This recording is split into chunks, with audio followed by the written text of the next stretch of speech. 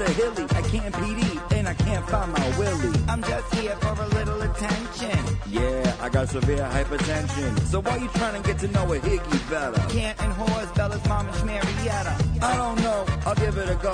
ATF's big show, I ain't no hoe. I don't need a new man with a double D rack. Never mind, higgy, your game is whack.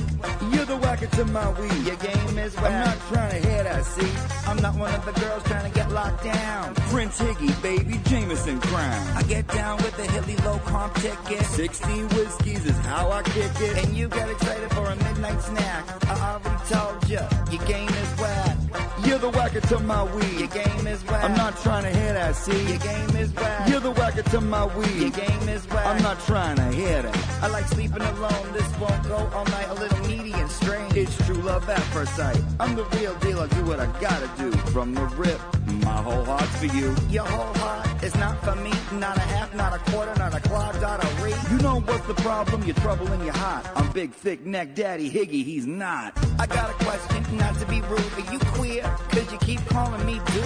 Are you glad that you had walked me out? No self-doubt and you didn't cop out. No last words, I'll just mutter abide. Don't diss the caterpillar and sweat the butterfly. All of them girls must have got you gas. And when they see a good thing, they don't triple bypass. Well, for this town, that's right on track. Cause for me, your game's too whack.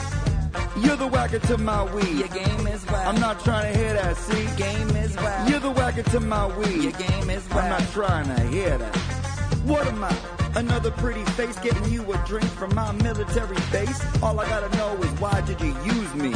You talking? Psh, excuse me. We can't have nothing. You wear it depends. Well, if we ain't getting married, then we can't be friends. Well, then I guess it's nothing. Well, hey, I think you're puffing. Well, pass that weed. I won't weed whack nothing. You better catch a flashback. Remember, you ain't tapping it. You ain't my style, and I'm not having it. All I remember from that late night kiss is I'm more the mister, you're more the miss. Well, look, I treat you good. Treat yourself better. And I always call my mom. Write her a love letter. I greet you every day with a martini at the door. You won't last a year, you're overgrown bed sore. Well, I'm known in this town, and there, that's a piss. I got no one to blame but myself and Melissa. You didn't answer me, Karen. Am I a good kisser?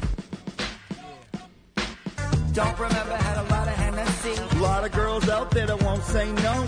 The ones you take to your crib with 𝗵𝗵𝗲𝗺. Boom, now all my feelings is getting fatter. All I wanna do is drink booze and eat food. Tell you nice shit like chillax, dude. So when there's nothing in the fridge but a natty, just call Big Face Higgy Daddy. You want VSOP? Just ask when. Don't take a 12-step, jump off the wagon. My name's Aidan Kearney, also known as Turtleboy. He is a senior editor for Turtleboy Daily News. I'm a big fan. We've broken hundreds of stories that the mainstream media won't touch. Some blogger in Massachusetts who's getting to the bottom of this better than anybody. Why is it Turtleboy that is covering such important issues? Where is the rest of the media?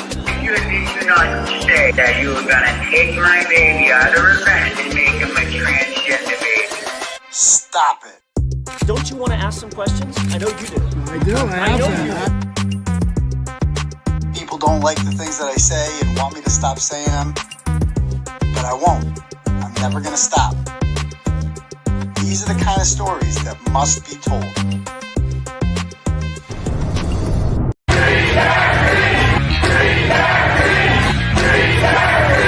And I will not be intimidated. I will not be silenced. And we will continue on our journey for justice for John O'Keefe and for Karen Reed. Tick, tick, boom.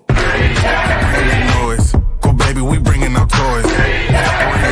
Boys, chopper be singing, should be on the voice.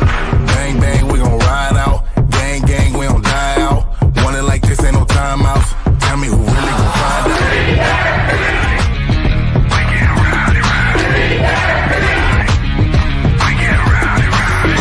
We be disturbing the peace, working, we serving the streets. Karen Reed has supporters who've shown up in large numbers. Tick, tick, boom. Hard body, and not scaring nobody. You make me resort to wildin'. You must be blind by the diamonds. I didn't want it to be this way, but y'all won't need to try this, so it's no way around it. You the loudest one, it's going quiet.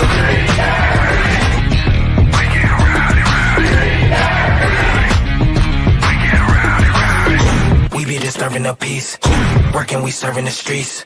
About to go ape, going beast. Bang, bang, leave you sleep.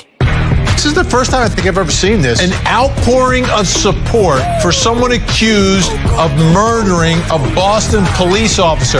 Unbelievable situation. Never seen anything like it. Tick, tick, boom. You can't stop me, so who gon' stop me? You can't stop me, so who gon' stop me? You can't stop me, so who gon' stop me? You can't stop me, so who gon' stop me? We be disturbing the peace, working, we serving the streets. About to go ahead, going beast. Bang, bang, leave you sleep.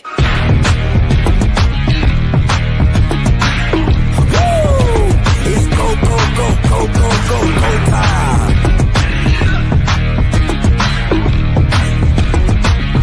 Tick, tick, boom. Boom. What's up, turtle people? How's everyone doing out there tonight? Good? Good? Excellent. Welcome to the live show, ladies and gentlemen. Hold on one second. Let me get this queued up. One sec. There we go. All right, cool. I got it. All right, guys, what's going on? Happy Monday. Happy Monday. Happy to be here. I thought about not doing the show tonight because I was in court all day today and just a little bit rushed. I had a trial this morning. Day one of my trial for the violating of the restraining order against the fake victim herself. And there's it's longer than I thought it was going to take. I thought this would be a one-day thing, but went in there today, and it was Judge 𝗵𝗵 was the presiding justice of that court, and we elected to go with a bench trial over a jury trial for a number of reasons. One of the reasons, honestly, is this: I don't trust that no anti-Turtleboy people will lie their way into a jury. It's like you've seen, like the Ronnie. I'm fucked up from Ronnie. I'm still fucked up from Ronnie. And you know, it's just you never know who could get on a jury. You know, I don't think I would ever be convicted, but I don't want a mistrial either. I just want to get the shit over with. You know, so I think my best shot with the judge, the facts speak for themselves, and it all come out. You know, it is what it is. So we decided to go with the bench trial. It's also faster with the bench trial too. So we're going with the bench trial because you don't have to like pick a jury and have jury deliberations and all that stuff. And so, yeah, we had openings. Like he said, we're going to do 11 to 1 today. And then Wednesday, 11 to 1, and then 2 to 4 or whatever. So we'll see if it can get done in time. We only had 3. We had opening statements today, and we had 3 witnesses go, 2 of the court officers, and who else was there? Oh, Megan McCabe, Matt McCabe's sister, who I've written about before. She was there. I'm not going to talk about what they said or anything like that. I think it was nobody live streamed it. I mean, Grant got the Zoom code. Grant was like watching it apparently and doing a play-by-play, but you can't trust Grant. So anyone can get it. So like if Will's out there, the Glare is out there, you can get the Zoom code. You can just stream it yourself if you want, you know? So because you missed some good stuff in court today, you're going to want to see it. I feel bad no one got to see it because it was interesting, and it's going to get a lot more interesting, I think, on Wednesday. Besides that, I really don't have any comment on it. We're going to let it, the people who were in court got to see it, but the Glare had it. He couldn't get the Zoom link to work. How does Grant get it? If Grant can get it to work, Will can get it to work. You know what I mean? We can get it done. So, you know, Erica was there. She can attest to it. Chrissy Mello was there. A lot of people were there. Paul. So yeah, that I guess the only thing I can say is that Paul's attorney did file a motion to quash his subpoena. He was subpoenaed to testify, and his lawyer argued that he shouldn't have to because he's got this thing across the street with this the Kearney murder trial, and the judge denied it. So he's going to have to testify. So the Commonwealth got to go first. Cosgrove's called 3 witnesses. He talks extremely slowly. So it's taking a little longer than we thought. Hopefully we're done with their witnesses by the morning on Wednesday, and then we can do our witnesses in the afternoon and have a verdict because, you know, This is getting ridiculous, dude. It's like, of course, this happens right during the biggest week of the Karen Read murder trial, this stupid case that no one cares about. And yeah, it is what it is. But anyway, guys, if you're new here, welcome. My name is Aidan Kearney. You can call me a variety of names. You can call me Turtleboy. You can call me Uncle Turtleboy. You can call me Dr. Turtleboy. It's actually my preferred pronoun. No, not yet. She'll go later on. You can call me, what else? What else can you guys call me? You can call me, Daddy is permissible. Definitely Daddy. You can call me that. You can call me, drawing a blank. I'm like reading the chat. So I'm like, I gotta stop reading the chat. Don't look at the chat. What are some of my nicknames? Oh, 𝗵𝗵𝗲𝗺𝗺 Kearney. That's my true crime name. I've decided I'm going to do that's my Facebook name, which you follow me on there. I decided I'm going to be doing the bus stop lives on YouTube from now on because I'm monetized, quite frankly. So fuck it. I'm doing it on YouTube. Facebook doesn't monetize shit. They can get fucked. So we're going to do it on YouTube from now on, the bus stop lives like I did today. Also, we're going to do what else? Anyway, I forget all types of shit, but Journalism Jesus. I don't care what you call me, guys. Just make sure you smash that subscribe button. Give us a big thumbs up afterwards. How many subs are we up to now? We are up to 133,519. That's not too bad. Can we get to 134? Can we do 134? We got about 5,000 people watching on these YouTube streets. I bet you 500 of you people having the subscribe button. You can do it. So yeah, go ahead. Give us a big subscribe. Doesn't cost nothing. It's free. It's pretty cool. So anyway, what else is it going to say? And shout out to the Rumble rats over there. I think we're live on Rumble, aren't we? Let me make sure. If you guys aren't familiar, Rumble, we get suspended from YouTube a lot because, I don't know, there's like an army of people who dedicate themselves to kind of reporting me full time. No biggie. We have this whole other platform called Rumble. We have 13,000 followers on Rumble. I see 63 Rumble rats over there watching right now. Hello to you fine people, to the Rumble rats. So you can find us anywhere. But anyway, let's get started. Okay. So last time I saw you guys, I was reading some turtle chats and I was like literally losing my voice. It's feeling a little better. It's feeling better. I almost didn't do a show tonight just because there was like not enough time to get ready. I'm going to be honest. I've caught today's proceedings in bits and pieces. I get the gist of it. And it seems like a shitty day. Not like necessarily it's just like, I hate the days when the big takeaway is Beverly Canoni sucks balls. And that seems to be what the takeaway today was like Auntie Deb can suck a fat one. That's what I got from it. I don't know about you guys. It's like not, do I have a cold? No, I'm not like coughing or nothing, but it definitely sounds like it. I'm sure, It's like, what am I supposed to say? Am I supposed to get what was the good part about today? There was no like really horrible part.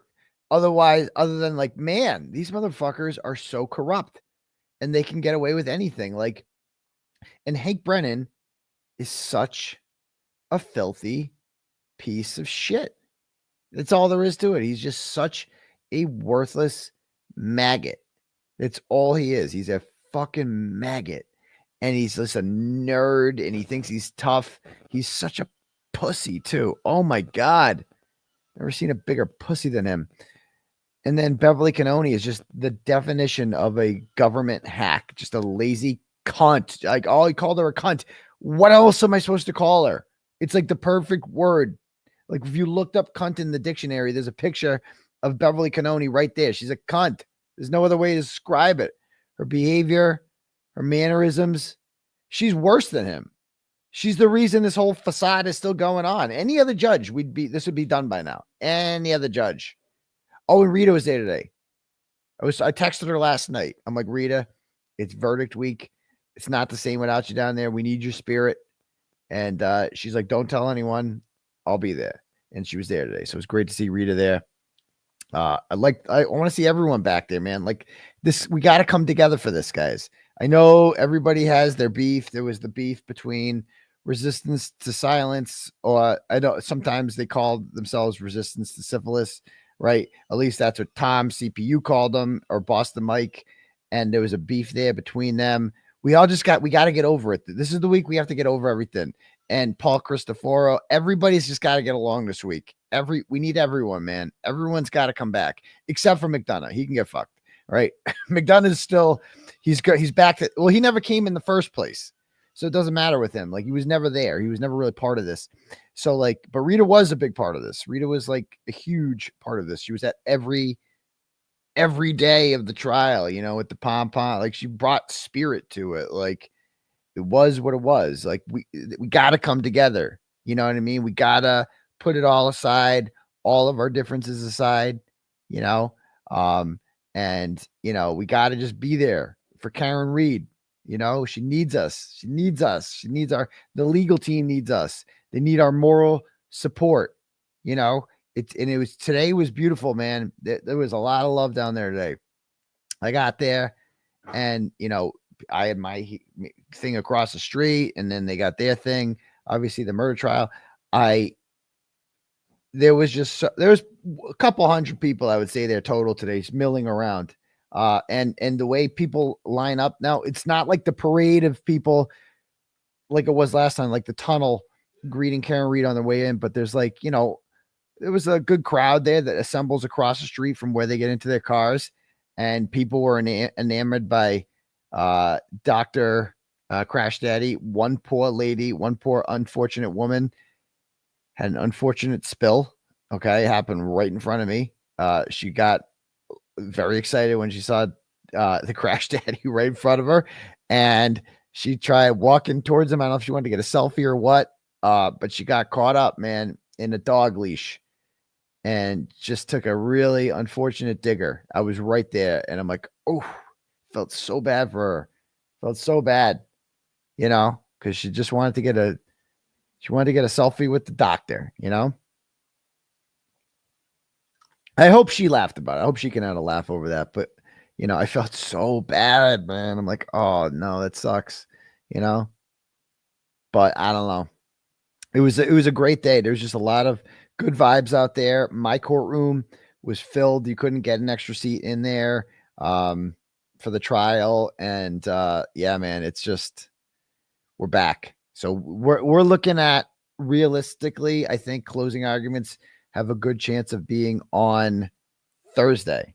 If you guys saw it, let's see, Christina Rex had a thing today. With the schedule, let's see.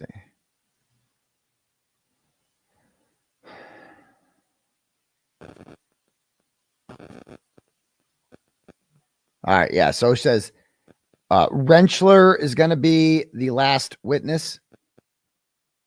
The defense's last witness. Then Brennan will have a rebuttal case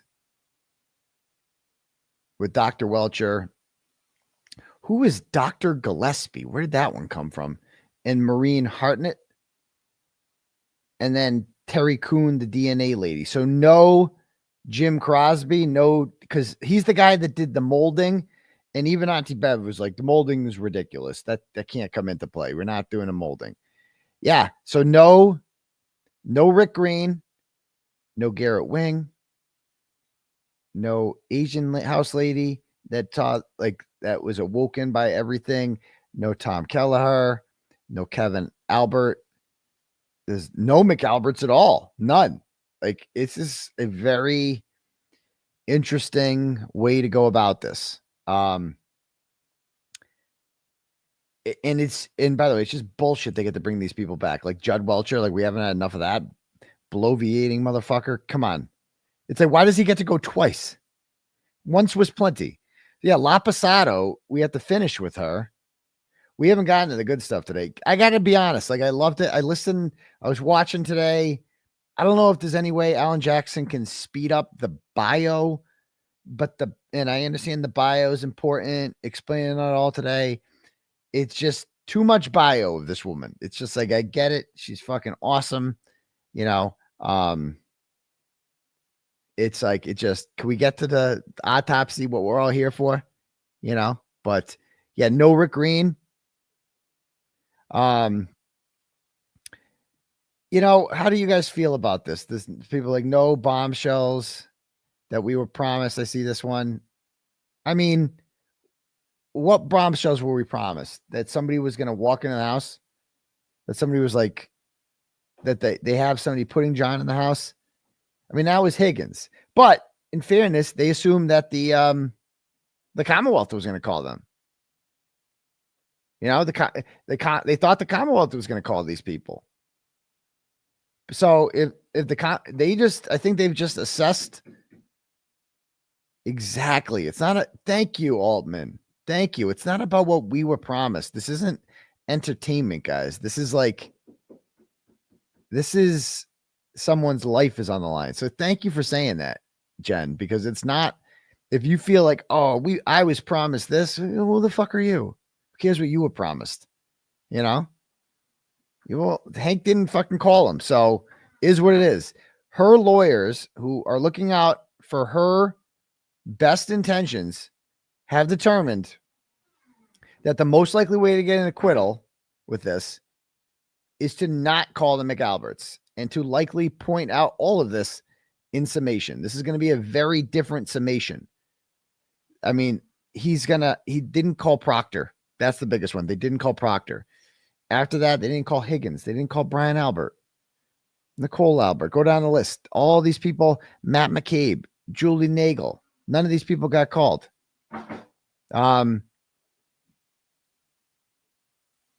Yeah, the no third-party culprit defense changed it. They didn't push third-party culprit this time around. It's just why. They just did their assessment and they determined that they've proven that the Commonwealth hasn't even come close to proving that John O'Keefe was hit by a car, period. You know, like the prosecute, like it's not the defense's job to prove anything. Like that's never been their job. And you're right. No collision is better than third party. Even Hank knows that. There's a reason that Hank never called, or that Hank tried to keep Arca out so bad. And because Hank is trying to prove that John's injuries came from a car collision, and Arca's really bad for that. So Hank is trying to prove, that, and he's not really, like, the defense doesn't have to prove, like, he didn't call any of these people, so they're like, fuck it. That's good.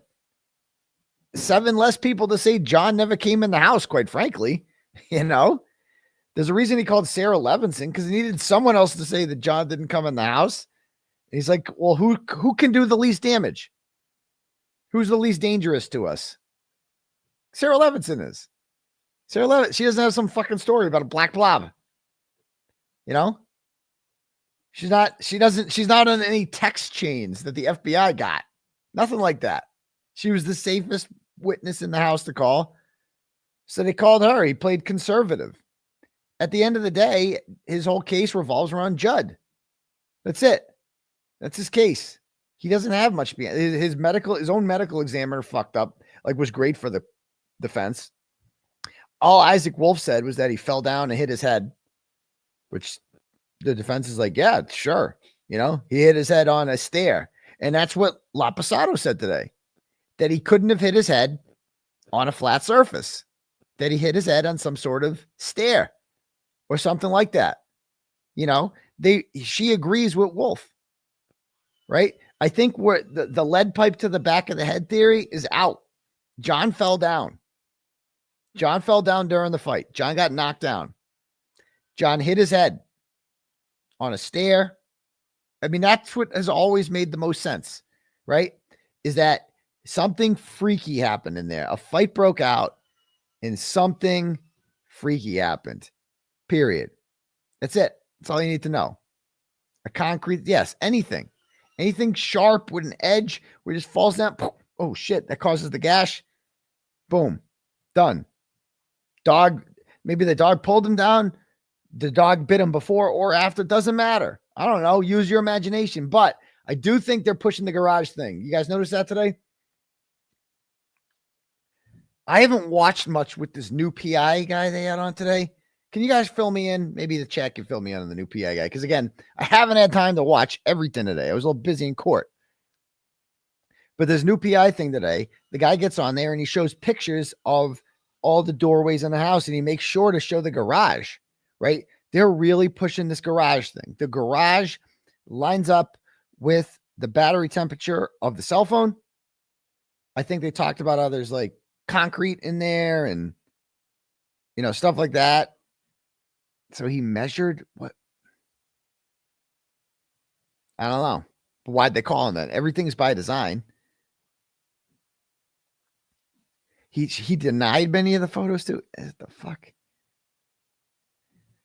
Bev blocked his pictures? Why? Oh, wait. Wait. What pictures?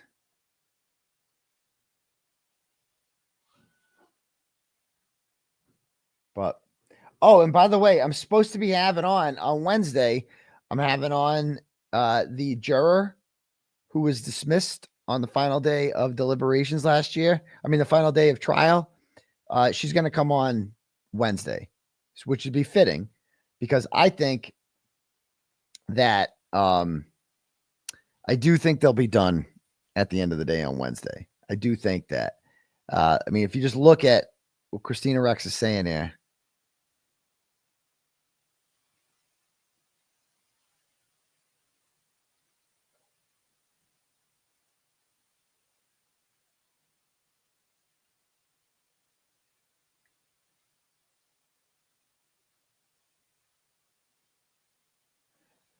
Judges and lawyers are still in the courtroom going over logistics, admissibility. 9 a.m. tomorrow. Lawyers will have to argue motion by the Commonwealth to prevent testimony by 𝗪𝗏. So, of course, Spanky. I mean, for Auntie Bev to get up there today and talk about, the jury is so sick of this. Motherfucker, that's because this little shit-stained bitch-ass mofo named Spanky Brennan thinks every single friggin' witness needs a voir dire, and he takes forever on them. And he goes nowhere. And it's like, and you do nothing about it. So that's why we're going nowhere. It's like, it's all Spanky's fault and your fault. Go fuck yourself. Oh, the distance from the driveway to the garage lines up to the steps he took. Oh, I see what you did there. I mean, the garage makes sense. The only thing that doesn't add up then is the 3 flights of stairs, right? That's the only thing that doesn't. You just have to, I don't know. But who knows what happened with the phone? Who knows? Use your imagination. All I know, I think he was in the garage. That's what I think he was. Just saying. Anyway, all right. So she also says, let's see.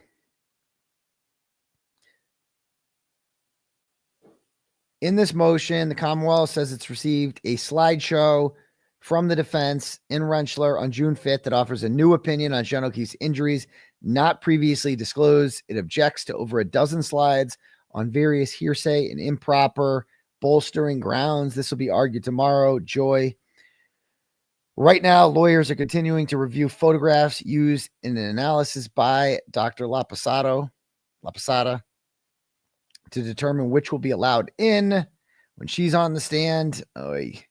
Alan Jackson estimates 1 more hour or less of testimony with 𝗵𝗂𝗶𝗂, and then Spanky will go, she hasn't even gotten to the best part, right? That John didn't die from hypothermia. That's her big finding, is that John didn't die from hypothermia.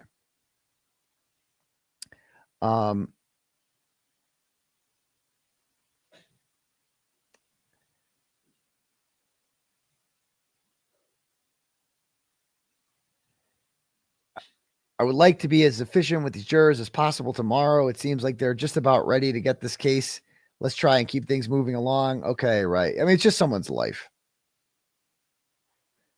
Jackson estimates Dr. Rentschler will take a whole day. All right. He will be the defense's last witness. Then Brennan will present a rebuttal.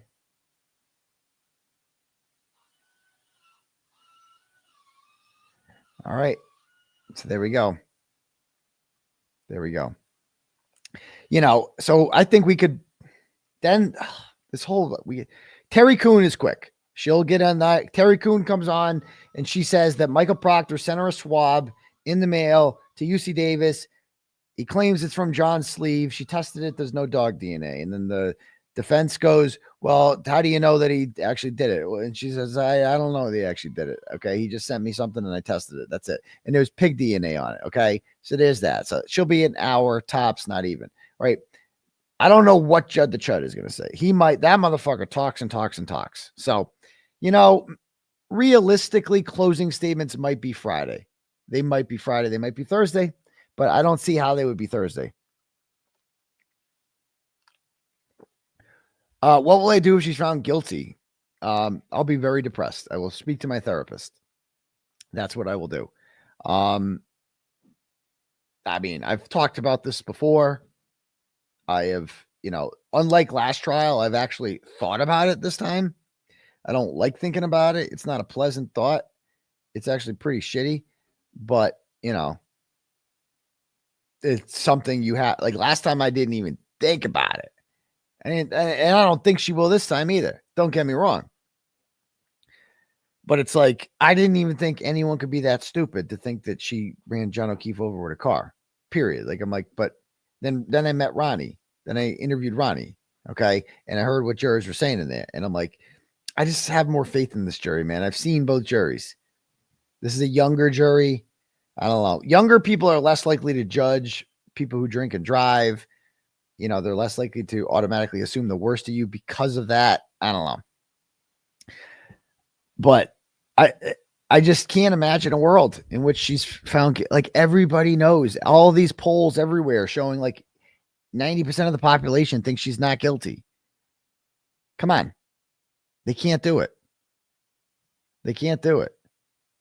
And so we'll see. No jurors have been eliminated yet. That's crazy too. 18 we're 8 weeks into this, not a single one is dropped. Whew. No, you shouldn't drink and drive, obviously, but people do. It doesn't make you a murderer, period.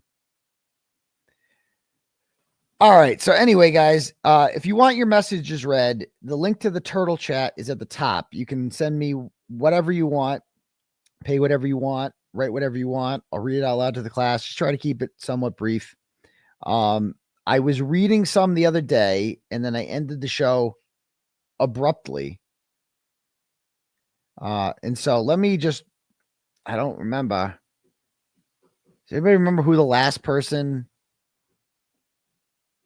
I read was? I read Brit Happens. I remember I read her.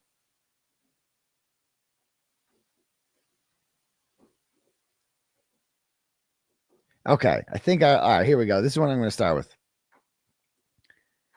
All right. So you can also cash at me at $, Uncle Turtleboy. Okay. Kristen with an IN sends $5 and says, hey, Aidan. So these turtle chats were sent at the end of the last show. I didn't get to them, but I want to read them. I finally have a day off during one of your hearings. What courthouse will you be at? Where should I park? I want to support you. You've done so much for all of us.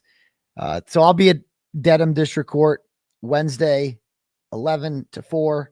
You can park at the Registry of Deeds parking lot. Thank you, Kristen. I appreciate that. Angela sends $10, goes, Doctor, this week marks 1 year since the first discovering you. Thank you for keeping me laughing, informed, and entertained. Happy anniversary to us. Oh, well, thank you. Thanks for spending some time with me, Ange.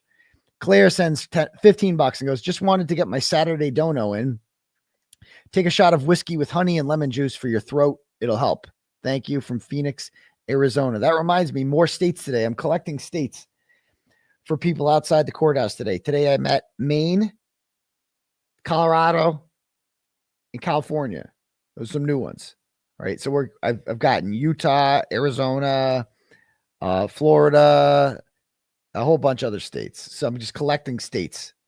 England. I know it's not a state, but yeah.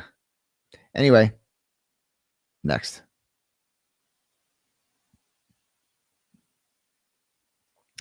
Sandy from Texas sends $100. Whew, thanks, Sandra. I'll keep it short and sweet, and you keep showing receipts. Good luck Monday. Free Karen Reed, free Turtleboy. Well, thank you, Sandy. All right. Hope sends $10 and goes, Dr. Dimples. Thanks, Hope. Mrs. Kennedy sends $10, goes, okay, fine. We will protect you. Us real, normal moms love your journalism and hate Jen McCabe. Heck, we don't even hate anyone. Saturdays are for Dr. Daddy. Sundays are for lawyer you know. By the way, you have to be in the daddy calendar. We respect, thank you. We respect Karen for being happy to be associated with you. Without you, she'd probably be in jail. Karen Reed will be acquitted. Love you. Yes, she will be acquitted. Yes, she will. So thank you. Sandy sends $10, goes, I've only started paying attention since the second trial, and I play catch up on weekends with the previous trial videos. I hope karma is a raging bitch to the Alberts and McCabe's, praying the O'Keefes see the truth and start the process of healing. Well, that's never going to happen. But, you know, I do wonder. It's like people who are just watching the second trial for the first time now. What's that like? Like, what's that like? Or you just didn't see. You guys missed so much. You missed all the McAlberts. That's like the most entertaining part. You missed Bukkake. Like actual Bukkake was said in court. It was wild. So thank you for that. Katie sent 250 big ones. Thank you very much, Katie. And she said, thank you for being you and not giving up. Love you, friend. Right back at you, Katie. I love you a lot. The Albert Family Rock sends $10, goes, how about the Commonwealth takes all this money it spends on special prosecutors and bogus experts, instead spends it on fairly compensating jurors. After 3 days, you make only $50 per day, but your bills, rent, or mortgage don't care about that. That's a great point. How can anyone afford to be a juror? That's a great point. They really should. They're doing a fuck ton more work than 𝗀𝗏𝗆. All right, next up. Warren sends $40, goes, happy 40th birthday to my beautiful wife, Valerie. I'd be nothing without her. Free Karen Reed. Isn't that true love right there? That's beautiful. Thank you.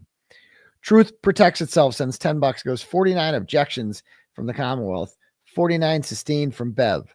The poor phenomenal defense also. Be very careful. Lisa Rutland is probably fake victim. She loves to pretend to be other people to make herself look worthy. Okay. Yeah, and that protest never really materialized. Nobody showed up. Nobody showed up. So there's that. Okay, next. Skanky Hanky sends $5, goes, one of my favorite parts of Karen winning is that Skanky Hank will have to look in the mirror every day and realize that Lally was the better prosecutor because at least he got the jury hung. Here's the video you commented on about diffusers. So I did find out what diffusers should be pushed more. They light up the tail light, the diffusers. If that thing was broken, the 507 Meadows video would not look like that. The diffusers worked in that video. So whatever Proctor went in there with a freaking screwdriver or something, he broke the diffuser. That's what happened. All right, cool. Next. Gwen sends $10, goes, hey, Turtle, I did a little digging on Lisa Rutland. She has a photo on her Facebook of a man drinking from 3 straws. His name is Joe Gallagher. I wonder if he's related to Paul Gallagher. Okay. Okay. So thank you for the $10, but this is the portion of the night where I point out that just because you send $10 doesn't mean I'm going to take anything you say seriously. You see, Gallagher is somewhat of a common last name. There are many people in this country with the last name Gallagher. It's somewhat of a common surname. So, you know, that woman is from Pennsylvania. So the odds that she's related to Paul Gallagher are slim to none. And even if she was, it wouldn't matter. So thank you. Okay. Auntie Bev's Pig Nose sends $10, goes, listen, Turtle, I love your show. And as does my daughter, Hannah. She graduated high school this year, despite multiple disabilities.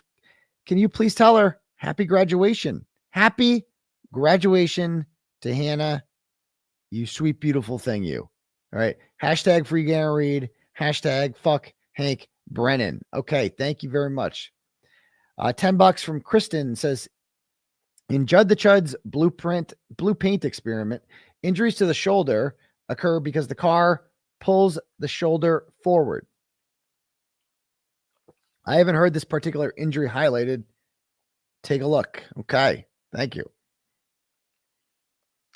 Rebecca sends $10, goes, did you catch where Bev wrote a sticky note when Arco was showing the tail light? I heard a few people comment on that. Free Karen Reed and free Turtleboy. So that's another thing I don't do. Is I don't do the whole, oh my God, did you see Bev today signaling to 𝗵𝗵𝗃? There was more of that today. I can't do that. I just, no. Oh, did you see they coughed and then she objected? That was the thing last trial. It's like, guys, stop it. Stop it.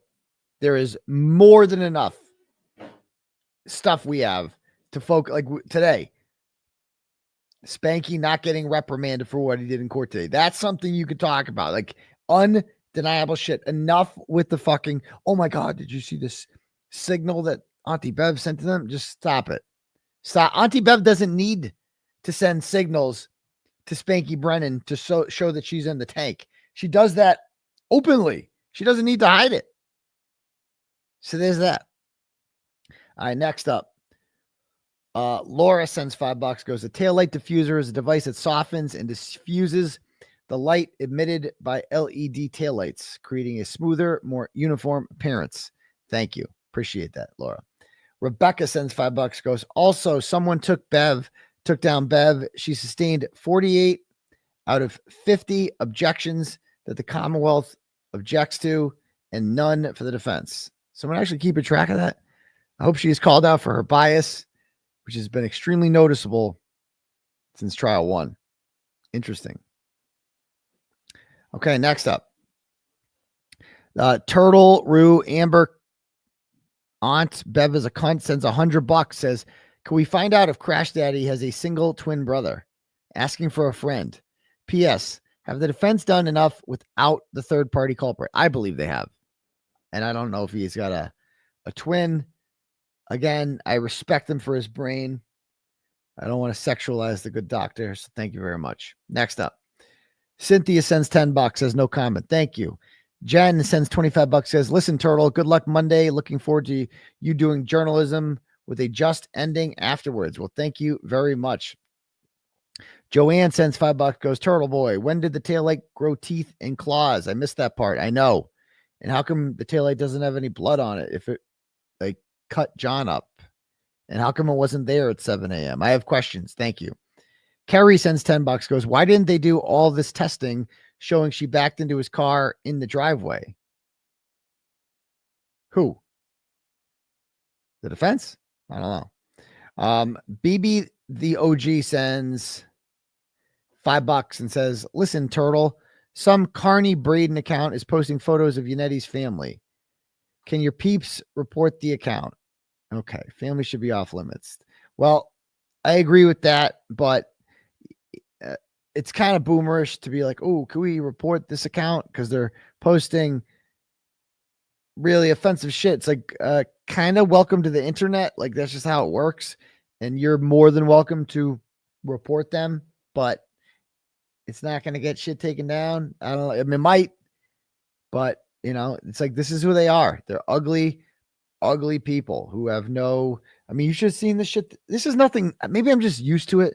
I'm desensitized to it because I've been dealing with this shit for years, way before Karen Reed. People doing heinous shit to my family, like constantly. You know, I've dealt with crusty panties constantly. Like, and Ashley St. Angelo showing up at my ex-wife's work and threatening to protest. I had to get a fucking restraining order on him. Like, absolute nut job, all these people.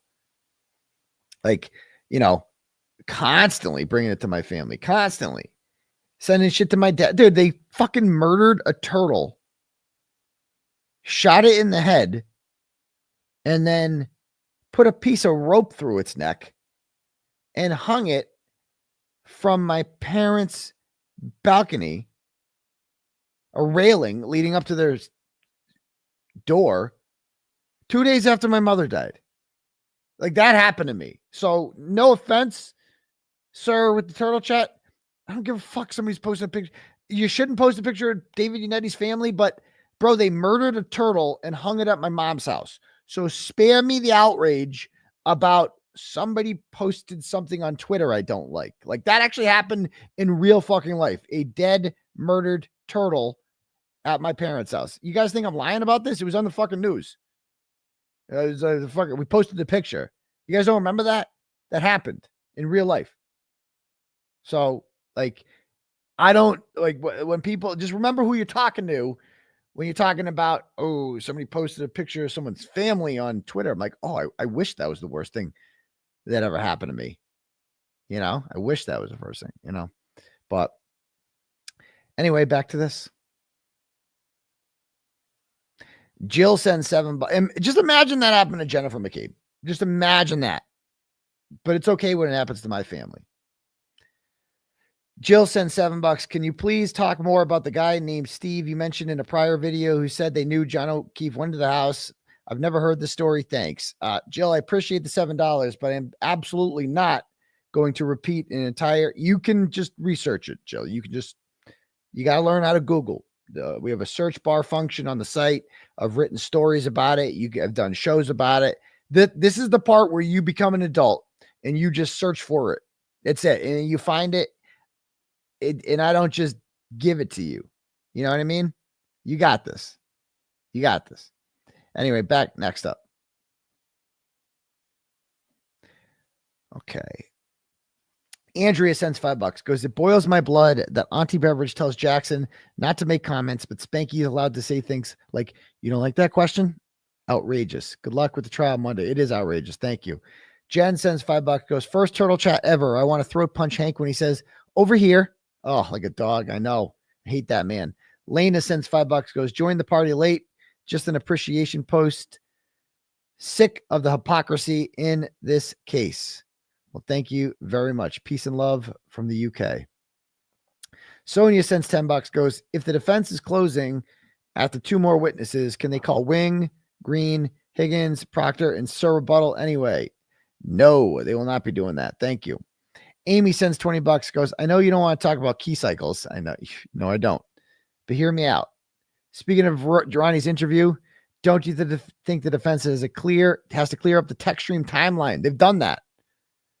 Otherwise, I worry jurors will vote guilty again to count 2 because all anyone has testified to is the tech stream data happened at 34 Fairview and it's showing the car was being driven aggressively.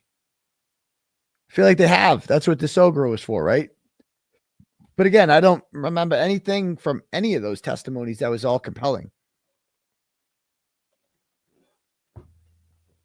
I don't think the 𝗃𝗏𝗏 was a compelling witness. I certainly don't think Shannon was. I don't think any of the tech stream guys moved the needle one way or the other. And remember, the no collision was recorded in the tech stream data, and the the burden's on the Commonwealth, not on the defense. So thank you for that. Okay. All right. Next up. Now, those are all the turtle chats from Saturday. I'm refreshing it. I'm going to get to some of tonight's here.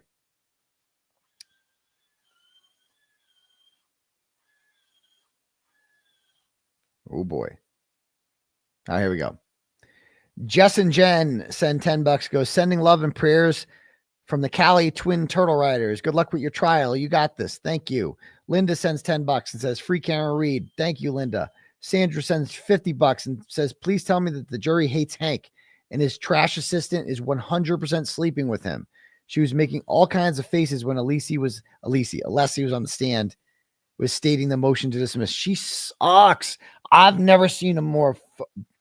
I can't wait to wipe the smile off that cunt's face when this acquittal happens. Oh, and she's fucking him. She is. You can tell by looking around. She wants to fuck. I saw that TikTok. She does. She wants to bone him bad. She sucks. Hank's stupid wife. And they're crying about, oh, this is the latest thing. So I pointed out, I had some clip the other night where I said something like, oh, Hanky's talking about people's wives now. If he's opening up that can of worms, he ain't going to like it. I'm not going to do anything, but a lot of people are watching. They might, dude, the trolls lost their mind over it. They're like sending it to him. He's threatening his family. What does that mean? First of all, I didn't. I just made a comment like Hank is going after a man's wife. You don't talk about a man's wife like that who has got nothing. Dr. Wolf's wife has nothing to do with him. She could be the biggest FKR groupie ever, and it wouldn't matter because he's a whole different person. This idea that you're responsible for what your wife believes, like what the fuck kind of bullshit is this? Is he supposed to tell her she can't have opinions and can't talk? Oh, it's like, what century is this? Yeah, Hank has a wife, a hack wife who works at I think she's at the West Roxbury Court or what Roxbury Court as like a clerk, I think, clerk magistrate. I don't even know. Her last name is 𝗫𝗫cy, and Kimberly 𝗫𝗫cy, is that it? I don't know. But Spanky, apparently she got a new promotion. I saw it today. Whatever.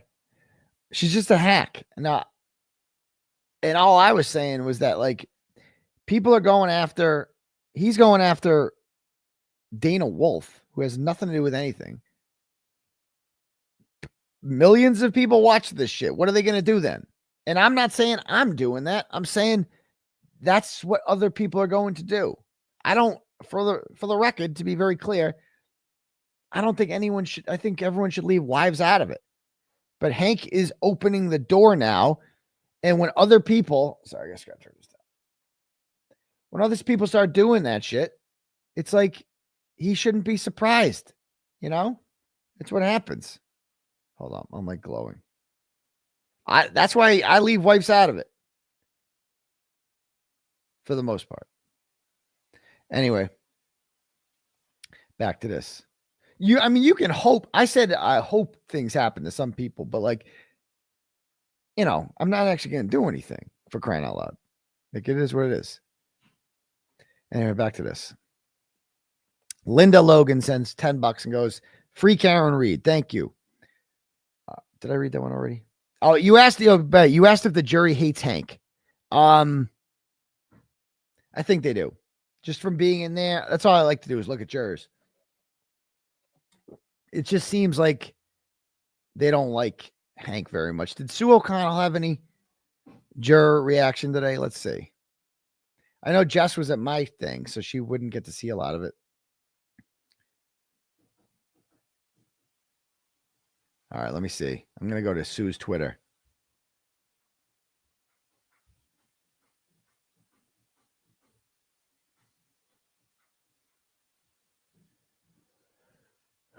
Wow. The jurors close to her are looking at her intently. The jurors write down a lot of shit.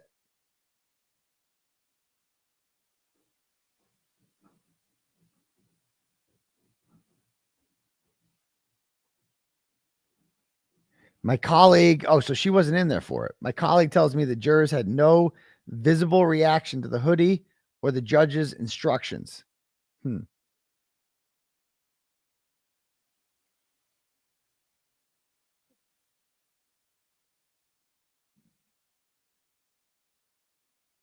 My initial reaction is the jury looks bored.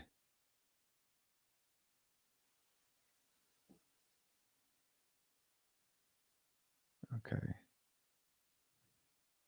Anyway, I don't have time to read all that, but go check out her Twitter if you can. All right, next. Nicole sends $5, goes, today was a clear example of good versus evil and who is actually looking for the truth. Although it's evident the Commonwealth will do anything to win, I do hope jurors are watching because out of the courtroom and see what's happening online. We got no quit. Also, good luck tomorrow. Thank you very much, Nicole. You know, I think jurors should be sequestered and not look at online and blah, blah, blah. The reality is there's no way they're not.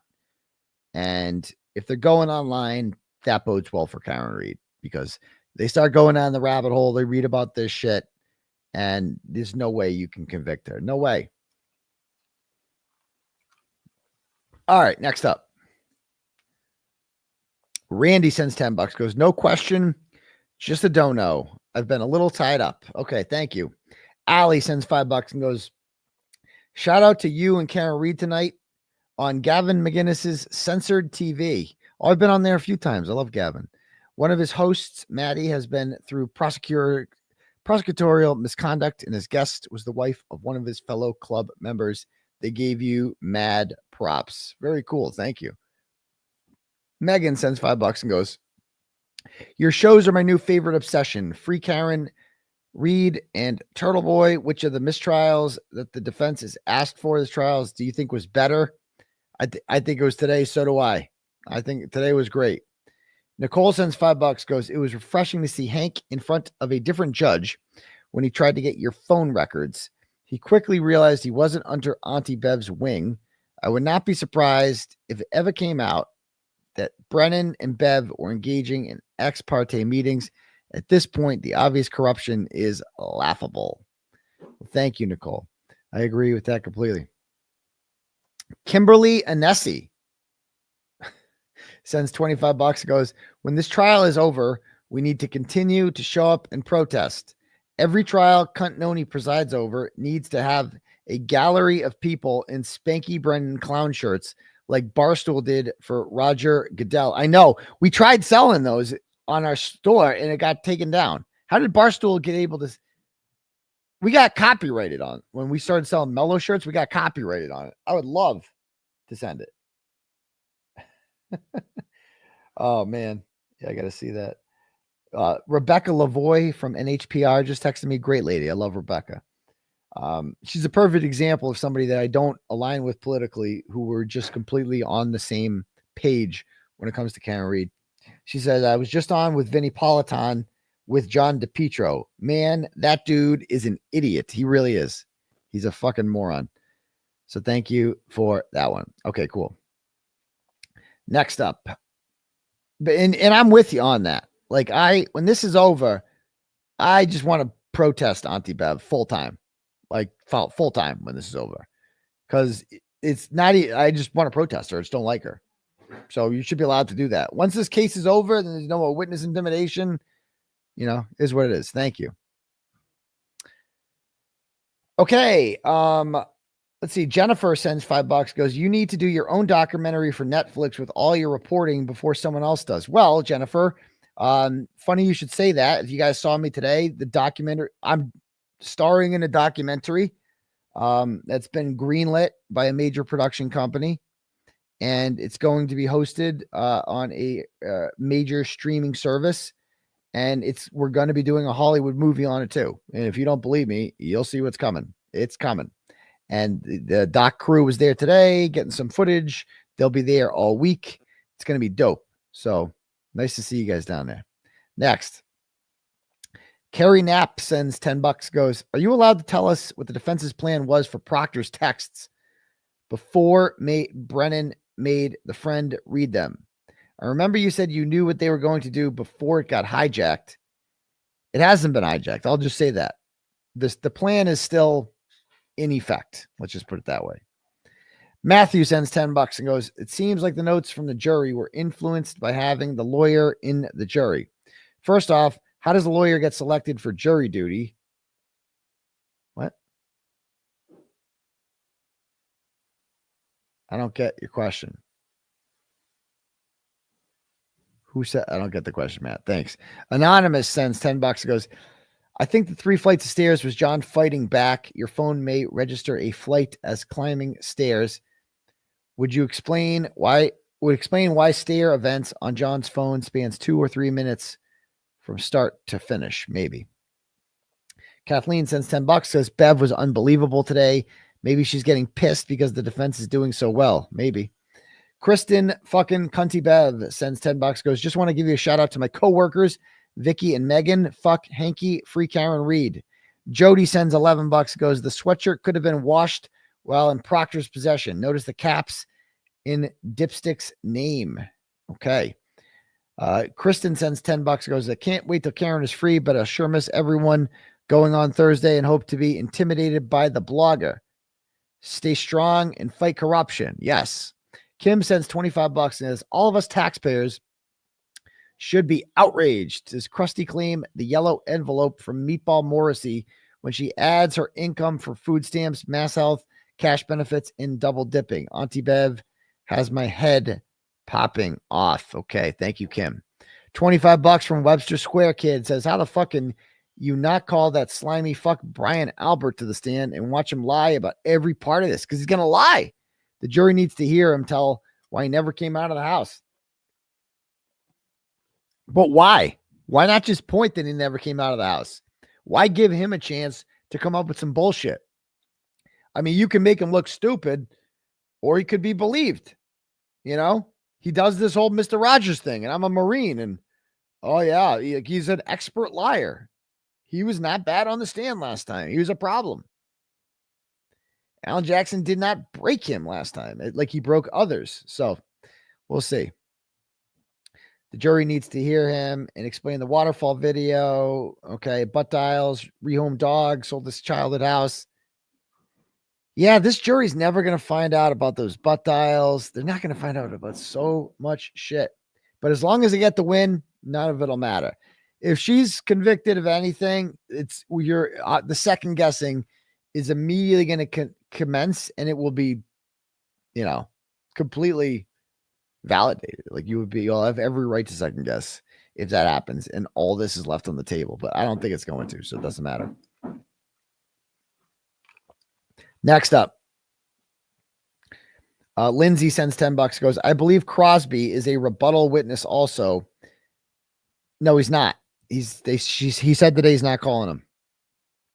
And Garrett Wing should be able to rebut Crosby. There you go. Not calling him. Steven sends $5, goes, what is the procedure for picking the jury? So they'll take 18 numbers and put this in the spinner. Whoever the foreman is, she picks the foreman first, and they don't go in the spinner. So the other numbers go in, and she picks one out. That's the first alternate. Then they pick the next alternate. Now they need to show those numbers to the lawyers this time. They didn't do that last time. And they need to make sure that all the numbers are in there. So there's that. Okay, let me read some Cash Apps, and then we'll get started with some review of the testimony.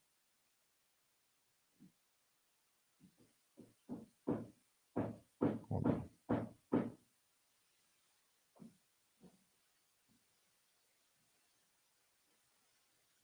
I mean, this is my juror who's coming on Wednesday. This is what she says. When I was telling her about the jury today, she was asking about who's sitting in her seat. And she says that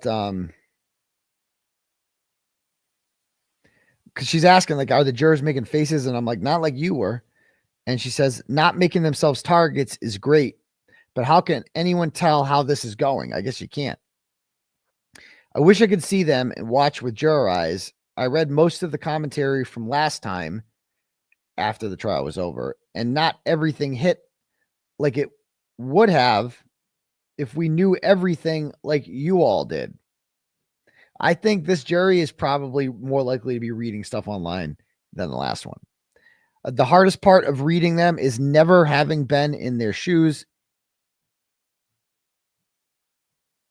There is a house on the main road in Dedham that had a free Karen Reed sign on the side of their deck last trial. We drove by it on the bus to court and home. Both sides got a view. It would be funny if that sign changed to the FBI hired 𝗧𝗏, wouldn't it? That's a good point.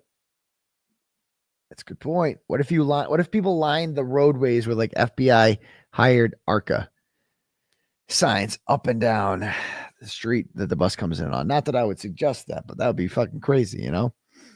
All right. All right, cool. If anyone else, oh no, I didn't read the Cash Apps. Sorry, I'm doing some work here too. If you guys can hear that bang in the background, getting a new bathroom. Sherry sends $5, goes, my mom, Paula, is a true turtle rider. All right, go mom. Nicole sends $5 and goes, I sent you a video with you guys and the Crash Daddy on Messenger. Okay, I'll check it out. Thanks, Nicole. Joanne sends $5, goes, did they find the turtle killer? No, they didn't. They never did. I think it was Steven. I think it was, what's his name? The guy in jail now. The fat guy. Steve Cody. I think it was him, but that's just my guess. Catherine sends $15 and goes, Mark Wahlberg as Turtleboy in the movie. We'll see. Thank you, Catherine. Allison sends $5 and goes, shout out on censored TV to you and Karen. Excellent. I just heard about that. Thank you, Allison. Christina sends $5 and goes, will you invite Karen on the show when this is over? What do you think? Of course. Of course. Then we have here $10 from Joanne says FKR and lock up Hank Brennan and Auntie Bev. Corrupt. Yes. Yes, yes, yes. Christina sends $5 and goes, Catherine from Note My Objection is retarded. She really is. Can we just talk about her for a minute? Her latest one, like her latest. I got to show you this. I hate that chick. First of all, I go on TikTok now. It's just all pro Karen Reed shit. All of it. Love it. Oh, the babies. The babies. Gotta watch the babies. No, sir. Do you believe Lexuses can fly? You can't delete something under oath. You have absolutely no experience. If you subtract the sum and divide by the percent, it's the average of the multiplicand. Then calculate the difference of the denominator. Then you get no crash. Oh, stop it. Have you? There's holes on the back of the hoodie? Mrs. Trial. Absolutely not.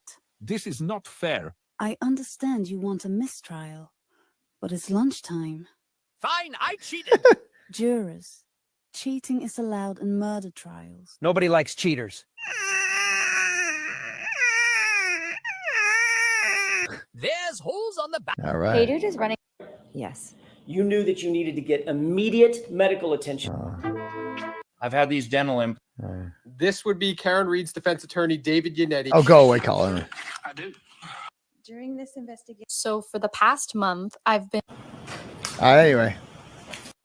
You guys get the point there. Let me. I was looking for the Note My Objection one. She's so annoying. Hold on.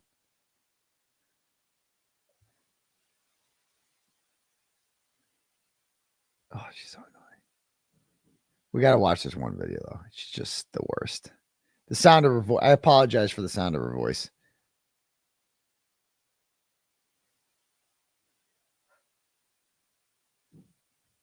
First, watch this idiots. Okay, hear me out. This is why I don't think it was intentional in terms of like from Hank Brennan, the motion for a mistrial today, the presentation. Keep in mind, this woman is just a kiss ass for Hank Brennan. That's all she's ever been. That's all she's ever will be. She doesn't like Alan Jackson and them because Alan Jackson's not from here. She's a TikTok lawyer. She is a recovering junkie who got a job at Daddy's, got clean, and then Daddy gave her a job. Patrick Loftus, is that his name? Patrick, I think. And so that's literally how she has a job. And she loves the sound of her own voice. She obviously doesn't have a lot of clients. And so she spends all her time on TikTok. And the worst, she is what she is. But what I can't fucking stand is the Karen Reed supporters who are like on there and they're like, oh, I don't really agree with you, but I'm so glad that we can have a discussion about this. Shut the fuck up. We can't. No, you don't. Fucking wrong with you trying to get along with these people. These people suck. They're standing up for pure fucking evil. And if your response to them is to go on their page and be like, oh, I'm so glad we can have respectful conversation about this. Fuck yourself. It's like having a respectful conversation with Nazis. These people are just as bad. They're fucking evil. Evil, evil, evil, evil, evil. That's it. And so, yeah, let's see. The wolf of the sweatshirt with holes in the back. So 2 things. Number one, as I talked about with all the litigation relative to the allegations of the defense making false statements to the court, things like that. You know, we have ethical rules and boundaries as attorneys, and there are plenty of lawyers who cross them, but in crossing those lines, you also know that you put your law license on the line. So one theory is that Hank Brennan 100% knew and then intentionally presented, knowingly presented false information to the jury and the court. Yes. Okay. So it's not just like presenting information to a jury. It's also lying to the court itself. It's what he lying did to the judge. It's lying to the other parties. Okay. Yeah. So number one, Yeah. keep that in mind. Number two, Yeah, I kept it in mind. what does it benefit him? Because he knows that the defense is going to catch it. So okay. What does it benefit him? If he can convince one juror that that fucking happened that way. That's it. That's what it fucking benefits him. If he convinces one juror that, or if, you know, what if he doesn't get, like, if he doesn't get called out for it, which he knew he had to have known he's going to get called out for, but if you think Hank Brennan, who was like the most meticulous motherfucker ever, was like, oh, oops, didn't realize that, and you're fucking retarded, or you're just not an honest person, which this person, she's a dishonest person. That's what she is. Like, if you honestly think that, exactly, all you need is a Ronnie. That's why Hank Brennan's doing it, because he's playing to win. That's it.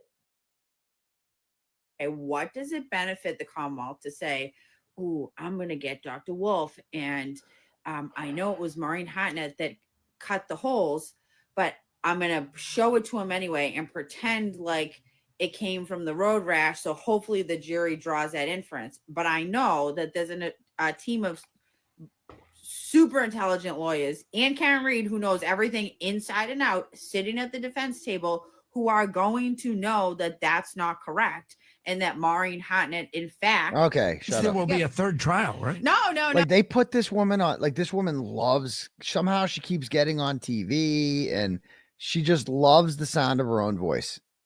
She loves it. She loves to, like, eat grilled cheese and, like, with her nails. Okay. Let me tell you all something about law. Okay. Oh, yeah. By the way, did you see these things I got on sale today? Oh, my God. Women, like, it's just, she is what she is. But again, it's the fucking free Karen Reed people that are over there like, oh, yeah, I don't agree with you, but I'm glad we can get along and talk. Shut up. Shut up. Oh God, no, Billy. Let's not put that energy into the world right now, please. Okay, I don't know if I can stomach covering it there. No, I mean, I think. Listen, I think there's a real likelihood that there's another mistrial on count number 2. You know, I don't think. I think it'll be similar to the first time. There's not guilty on the murder, likely, and not guilty on the leaving the scene, because those all require to get into your mental state, right? The manslaughter, I think she has a chance of being convicted, but there's also a very high chance of a mistrial. Notice she doesn't say that, like, oh, there could be. Let me tell you what Alex's mother did right. Did you think it was going to be a calm day? Okay, I want to be the mystery reader. I'm sorry, have you seen that video of the girl who's like, oh, I can finally... Okay. So as usual on the Hold on, what if I... Who did Bravo hire? People are always like, is this rage? I'm going to tell you the God's honest truth. Here we okay. Go. This is the video I'm talking about. Trial day number 27 or 28, depending on who's counting. I have never seen anything quite like what we saw today. I am honestly still in shock. And I feel like, I mean, I know there's going to be spin around it, but from an attorney's perspective, the fact that not a single lawyer on Karen Reed's defense team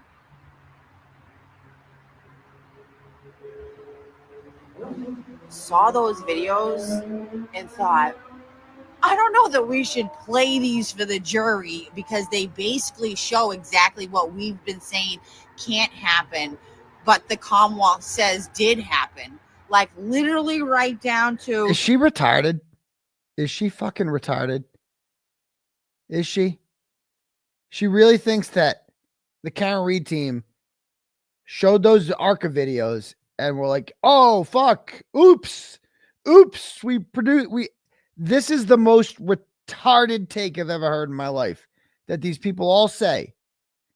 And it's like, they're online like, oh, wow, Karen Reed just proved the case for them. Like, they're not, there's a whole other crash daddy. I don't know if they know this. His name is Dr. Rentschler. Yes, we saw the taillight break. We saw that. Correct. You got the taillight to break. Now do the injuries. That's the big fucking part. Now do the injuries. That's the hard part, is explain the injuries. Can you do that? Oh, congratulations. The easy part was the taillight breaking. They're like, oh, snap. Like, if your take, and on it was that like, oh, wow, why didn't they think of this? Bitch, every single one of those lawyers is a million times fucking smarter than you. You are Dorchester trash. That's what you are. You're a fucking junkie gutter muppet, right? Who got clean and passed the fucking bar and daddy got a fucking job at a law firm. That's all you ever will be. That's all you ever are. And that's why your takes are fucking retarded. You will never, ever have a client like Karen Reed, because someone as high profile as Karen Reed would never, ever be so retarded to hire you. You're a fucking Kiss 108 hack nut job who loves the sound of her own voice. That's all you ever are. And that's all you ever will be. Okay? Shut the fuck up. You are not smarter than Alan Jackson. You're not smarter than David Yannetti, than Bobby Alessi, and you're definitely not smarter than Elizabeth Little. Okay? You're not smarter than Karen Reed either. She fucking knows more about the law than you ever fucking will. Ever. So if you think that Karen Reed's team was like, oh, wow, I can't believe we played that video. Wow, we blew up our own fucking case. Shut the fuck up. You're a fucking short bus reject, okay, who has no business talking about the law ever, okay? That's all you ever will be. Now shut up and go make me a grilled cheese. Just the arm braking at both 24 miles an hour and 29 miles an hour, the tail light. They played over and over again that vehicle, backing up. It's like, they better stop playing that. Stop playing that.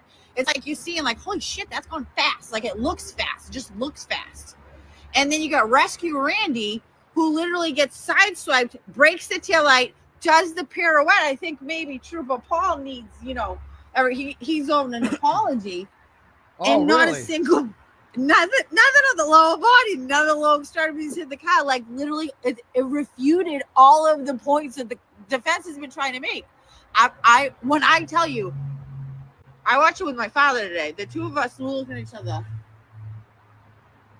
What's going on here? What's happening? Why are they putting that in? Were you guys doing mushrooms? Like, were you and your dad getting high? Are you using again, Catherine? Why are they putting that in? What the fuck? Bro, they didn't have to put that in.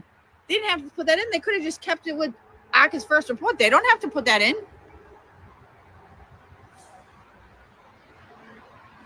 I mean, let me play you this clip. And they've been saying the whole time, never gonna happen, no collision, no whatever. And it literally shows exactly, like it shows, boom, what the Commonwealth is letting. And then you see the slow motion. And these little fragment pieces going near the sweater. And then you see the body turn this way. And you see the foot like twist as if there had been a curb there. Because it's on a fucking harness, you short bus simpleton.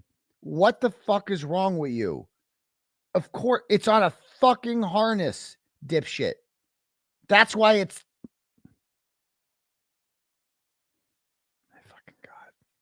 My fucking God. And we know it was butted up under 2 feet of snow against the curb. And then when you see Rescue Randy laying over here, and on direct, Jackson took pains to talk about how there was nothing in the sweater. And now we see bro laying on the ground over there with like puncture holes in the debris field all around him. Oh, wow, yeah, I'm way too stupid to figure this out. I don't think there's a lawyer on planet Earth who can look at that and not see it for what it was. And I know that I can think of one. His name is Mark Betterow. He's a million times smarter than you will ever be. Ever. And that's why Mark Betterow and Alan Jackson get high profile clients, and you make TikToks from your front porch in Dorchester. Shut up. I can hear the fucking airplanes. Or East Boston, wherever the fuck you live. I can hear it. You sound like you live in the projects, because you probably do. Fake ass lawyer. That is not, people are not gonna like that, but that was fucking nuts for them to put that stuff up there. Brennan's gonna play all of her statements and then play one of those clips, literally, of he's gonna describe what happened, use all her words, all the physical evidence, then he's gonna play the clip of the defense's expert like proving that it's, yes, in fact, polycarbonate can shatter by everybody's been, can't happen. Well, I guess it can. And you know how we know? From fucking ARCA. I mean, this case can't get crazier. Happy Friday.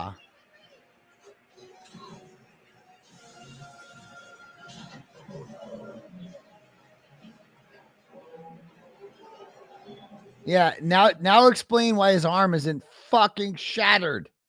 I mean, just reading some of these comments. I love this comment. Are you paid to be anti-KR?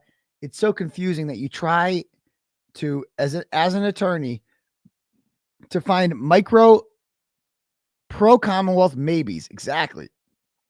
You absolutely know the Commonwealth has done nothing to prove her guilt other than pure speculation. It's confusing to me that you've been educated in the field of law and that you're clinging to this narrative. I can really appreciate an opposing perspective, but it's coming off as desperate at this point. You go, girl. I am hard in that one. Absolutely. I gave my opinion based on experience, blah, blah, blah, blah, blah, blah, blah, blah, blah. Shut up. So happy I found you, honestly. Truth, fairness. I stopped listening to the nonsense. Right. Oh, yes. They ruined so many lives over this. Okay.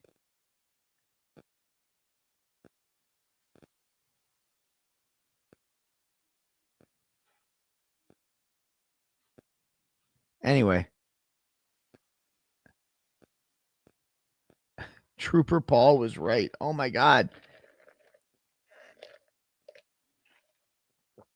All right. Anyway.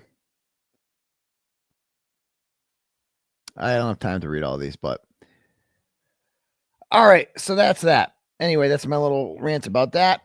So let's check out some testimony for today, shall we? Again, if anyone else wants their messages read, click at the link at the top for Turtle Chat or cash at me at $, Uncle Turtleboy, and we can do it that way. Okay.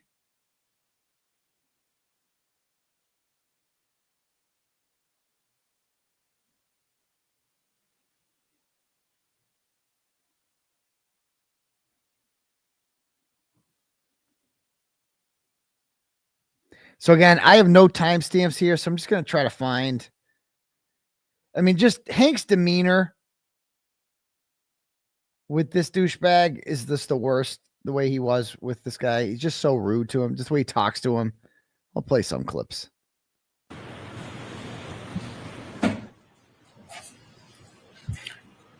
If you assume the mass of 11.86 as the statistical arm weight. Talk about that could be one particular study. Well, let's talk about one study. What do you think? You're the engineer, you're the expert. When you're weighing an arm by percent, what is the percent of the arm of the total body weight? I don't know as I sit here today off the top of my head, no. I'm sorry? I don't know as I sit here today off the top of my head. Well, if you don't know the percent of body weight of the arm compared to the whole body, how would you ever come up with a number for the arm? Well, from the work that I've done with Dr. 𝗺𝗺 in this case, dating back to last year, it's my understanding that his calculation for the arm weight. I just love how no matter Hank all had these questions, the way his tone is with him, he's always just like, oh, then how did you do this? He's just so rude to him. And then this guy just keeps his cool. He's always just like, takes a second to think about his answer. And then he has a respectful, measured, complete answer for everything. He couldn't stump him no matter, whereas Judd's response was just like, remember the Judd face? So it's just like, it's night and day. He's so, and that goes a long way, man. That goes a long way with the jury because jurors are people. And it's a young jury, and they liked Dr. Wolf. Who doesn't? Look at him. What's not to like about this man? He's like brilliant. He's a doctor like me. You know, he's tall. He's got a nice head of hair. He's calm. He's freeing Karen Reed with his testimony. What's not to like about him? And then Spanky gets up there with his fucking Superman glasses. And, this gay-ass nerd Clark Kent gets up there and tries to be like the bully with this guy. And who's not rooting for this guy? Who's not rooting for him? If you're rooting for Hank Brennan with these two, you got issues. You got issues. You must root for the villain in every movie if that's the case. It was approximately 11 pounds. So you're relying on somebody else's study. You're doing an independent assessment of the evidence, and you're relying on other people's math. Is that what you're telling us? I don't agree with that because, as I've mentioned numerous times, Dr. 𝗫𝗀𝗀𝗃 and I worked as a team on this case. You can't separate the reconstruction part from the biomechanical part. It's an integral part that works together on it. Would you agree that the arm is about statistically vetted, that it's 5.48% of the total body weight? Would you agree with that? It sounds about right, but again, I don't have the percentage. So if you take 5.48% of a 171-pound man, which is the crash test dummy you were using, the 50 percentile, what do you get? You said 5.48%? Yeah. Just over 9 pounds. Okay. Close to 9.38?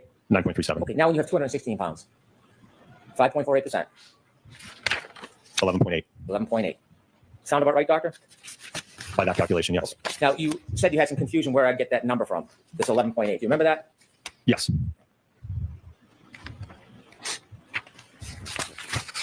Hold on. Heard of it from anybody, 11 pounds? Is that a new number to you? I don't understand your question. Well, you're saying that when Attorney Jackson asked you where did Brennan get those numbers from, you said, I don't know. Remember that on Correct. Friday? Do you know where I got the number 11 pounds from? 11.8 or 11? 11. As I just mentioned, last year. Yeah, you pulled it out of your pussy. That's what you did, Spanky. You just pulled it out of your pussy and said, voila. I believe I testified in a previous proceeding that it was about 11 pounds. Yes. Your testimony, 11 pounds. Your prior testimony, right? Yes. You testified for under oath in this case, didn't you? Correct. And you testified under oath, and you were giving a general estimate about a pound of Mr. O'Keefe's arm. Listen to Based on this. your experience and your training, you said it was around 11 pounds. Those are your words, right? Correct. Yes. Under oath. Yes. Right. You can't delete something that's under oath, right? They are still working on the new bathroom. Yeah. And so when you feigned confusion on Friday about this 11 pounds, so when you answer questions, Hey, what was last Friday that? Hold about on. wherever this, you can't delete something that's under oath, right? You hear that? Listen to Of this. Mr. O'Keefe's arm, based on your experience and your training, you said it was around 11 pounds. Those are your words, right? Correct. Yes. Under oath. Yes. Right. You can't delete something that's under oath, right? He's just such a piece of shit. And all he can do is smile. And it's just sit there. It's just like he looks like such a good person. I'm so glad that Hank is acting like this. I'm so glad he's showing that because again, if I don't know if the juror reactions mean anything, but they like this guy, man. They take notes. They listen to him like he's a teacher. And like this Hank's just being mean to him for no reason. I don't like that at all. Whereas 𝗲𝗏𝗃, when he would go at it with these experts, like he did it in such a respectful way with them. You know, it was just so different, night and day, you know? And so when you feigned confusion on Friday about this 11 pounds, so when you answered questions last Friday about wherever this 11.8 pounds came from, you weren't so confused about that because you've used 11 pounds before yourself, haven't you? Yes, but again, I don't know where you got that 11.8 from. So, well, we just did the math, didn't we? Yes. Okay. And you used a calculator to help you, didn't you? I did. The Yes. calculator works. Yes. Okay. You said you wouldn't calculate the difference, but you did. And so what you just went through this exercise is you divided that difference, that 2.48 pound difference, right? Correct. And then you divided it by 11.86. Divide 2.48 by from the 9.38. Okay. What percentage did you get? 26. Would you agree with the statement about whether the arm and body weight, comparing the weight of the head to the arm, would you agree that the head and arm are actually almost identical because your arm, just one of your arms, including the hand, forearm, and upper arm, is about 5% of your total body weight? So for someone who weighs 216 pounds, that's about 10.8 pounds. Would you agree with that? I didn't do that calculation, so I didn't ask you. I'm asking if you agree with that. Can you repeat the question, please? So ask the question. Does the arm weigh the same as the head? Or the arm does weigh the same as the head, almost identical because your arm, just one of the arms, including the hand, forearm, and upper arm, is about 5% of your total body weight. So for someone who weighs 216 pounds, that comes out to about 10.8 pounds. Would you agree with that? I haven't done the calculation, but if the math checks, then yes. Okay. Would you agree with this statement? The heavier the object, if it gets hit center mass, that's going to be even greater force rely on your experience and training. True? Correct. You're the one asking them to rely on your judgment and your effort to be accurate, yes? Yes. So when you give the opinion, you have a personal responsibility to support that opinion, putting aside the human arm. It's like an indent you can push in, can't you? Oh, my God. You used a forklift. Because again, the purpose of the test was to evaluate, we talked a lot about those time frames, right? That 10 millisecond window. It's to look at, from the vehicle damage perspective, what happens to the taillight, right, in that interaction. And then ultimately, what is the acceleration that the arm experiences in that 10, 15 milliseconds? The vehicle's broken taillight. Dragged? Yeah, I don't know if I understand. Drag, push. How about we use vehicle until it got pushed out of the way, just move to the side. Yeah, Yes. so what you're saying is it would move with the vehicle but wouldn't touch the vehicle? Well, in the one test, if you remember, because of the restitution effects, the arm reached a speed of over what the impact speed is. So in some instances, it actually might move at a speed greater than the vehicle. I'm no crash daddy. Trust me. And be dragged by the vehicle's broken taillight. Dragged? Yeah, I don't know if I see understand. red. Push. How about we use the word push? Pushed by the broken taillight. Could that happen? The arm would move with the taillight until it moves out of the way. So you're saying it would move with or faster, but never would slow down where it gets pushed by the car. It's moving with the vehicle, sir. I don't understand your question. Who's with the vehicle, sir? You said it moved the vehicle. Sometimes it moves even faster, suggesting space between the broken taillight and the arm. That's what you're suggesting, right? Correct. So it can move with, it can move faster. Can it ever move slower and the vehicle pushes and drags against the arm? I mean, it might be able to move a few miles per hour if it doesn't have as much of a center of mass hit, but it's still going to move out of the way because it's on a joint. I understand. Before it moves out of the way, could it be pushed by that broken taillight? That's the simple question I'm asking. Could it be pushed by a broken taillight? Just moving adjacent with the taillight, just moving along. Yes. Would you agree with this? If you have an arm struck at 25 miles per hour, so get significant more damage to the tip, significant more damage that taillight shatters, hits and moves forward into arms, parts of taillight pushed into arm as vehicle pushes forward and pushes arm out of the way. So the word push, would you agree with that general characterization that the broken taillight can, in fact, push the arm? Would you agree with that? Generally, I guess again, it would move with the vehicle, the arm together. Not move with. I'm asking you if you would agree. Oh my about God. pushing. Would you agree with that? As long as we're on the same page about it, it's pushing the arm, but it's with the vehicle. They're moving together. So, but in essence, yes, the arm is being pushed due to the fact that there's a force on it. And the pushing could have that arm in contact with the broken pieces of the taillight if the taillight broke, correct? Just moving at a common velocity. The operative word here is push. And so if you would like to agree with me, you can disagree with me. Can the broken taillight push the arm so it contacts and provides force against it? Could that happen? So many hours. Yes. I know. It's just like this guy kind of looks at him like he's trying When you were showing those photographs- he's trying to be polite, but it's like me when I get some of these turtle chats from people that like say insane shit, and he's just like, so how can I say this and not call you retarded? Yeah, Randy's no dummy. Randy's no dummy. Today regarding test F. Now you use Randy in test F, right? Oh Correct. How tall is Randy? He's 6 feet. And he weighs 200 pounds? Correct. So still 16 pounds less than Mr. O'Keefe, yes? Oh yeah. Correct. And you keep referring to Randy as a crash test dummy. There Randy's we no go. dummy, right? He's a mannequin. He is, but he signifies basically what happens when you have 200 pounds of mass striking the rear of that vehicle. I don't want to misrepresent Randy. He's not a crash test dummy, is he? Well, it wasn't used for biofidelic purposes. It was to, again, what happens when you have 200 pounds of mass strike the vehicle. So when you've been referring to Randy as a crash test dummy, you Oh, don't mean my that. That's a God. misnomer, isn't it? I don't know that I agree with that. So you think that Randy is a crash test dummy? He's a certified, approved crash test dummy. Oh. No, and I think I made it very clear that there is no instrumentation on it, right? And one of the reasons why I mentioned that is those ATD dummies are $150,000, so we're not going to risk impacting it with the Lexus and destroying that. I can understand the cost analysis of you, but I want to be clear. He's a mannequin. It's used by firefighters and drills pulling a body, dead weight, out of a house to replicate certain scenarios. That's what Randy was made for, yes? He can be used for those, yes. Right. He's not a crash test dummy in the parlance of a legitimate studied crash test dummy, is he? I don't agree with that because we use that type of dummy in all different types of tests. There's an H395M PED, which most closely replicates John O'Keefe's size and body, isn't there? Correct. You didn't have that when you did your test, did you? No. When you do crash tests, you can put a magnetic control on the crash test dummy, so upon impact, it releases in its throne. You could do that, couldn't you? That is one way, yes. Right. So that way you don't have to put the dummy on a forklift, and then it creates a different scenario than real life, correct? Then he shows the mangled body of Rand. Back an exhibit to the one before. Did you zoom in? Did you see any taillight fragments on his body or in his clothes? I can't tell from here. Could we have the exhibit before, please? Can you tell from here? Yes.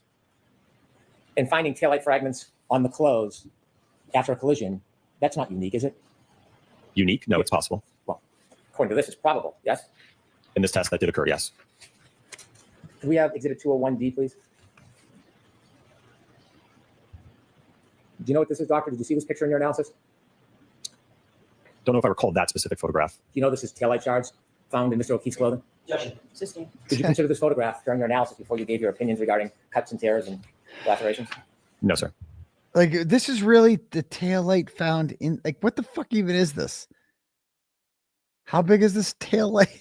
It got stuck in the clothing as if Michael Proctor can't just put that in there. And by the way, this taillight was not found in the clothing until 18 months after John O'Keefe was killed, and about 3 or 4 months after I started writing about this, which is important because when I started writing about this, like, this had already been 15 months in the making. plenty of time to find all this evidence. The GPS coordinates from John's phone, that didn't happen until I started writing about it. That's when they're like, oh shit, we need to make this case stronger, don't we? Well, how can we? Well, they're saying that the taillight was planted. Well, what can we do about that? Throw some fucking taillight in the clothes. That'll show it. You know? Take that down, please. When you did your analysis, did you know that a drinking straw was found on the concrete? Whoa, not a straw. Whoa. I don't know if it was on the concrete, might have been on the asphalt, but I do recall a drinking straw. Yes. Case closed. Did you know that there was a glass found near Mr. O'Keefe? Could you put that up, please? Oh my God, a glass that didn't match the glass on the bumper? You talked about cuts and injuries. Did you? Sustained. It sounds like it's beyond the scope. Very well. When you did test D, did you say the peak acceleration was 780 Gs? Your Honor, may I refer to my notes? Yes. 780 Gs, yes. 780 Gs, okay.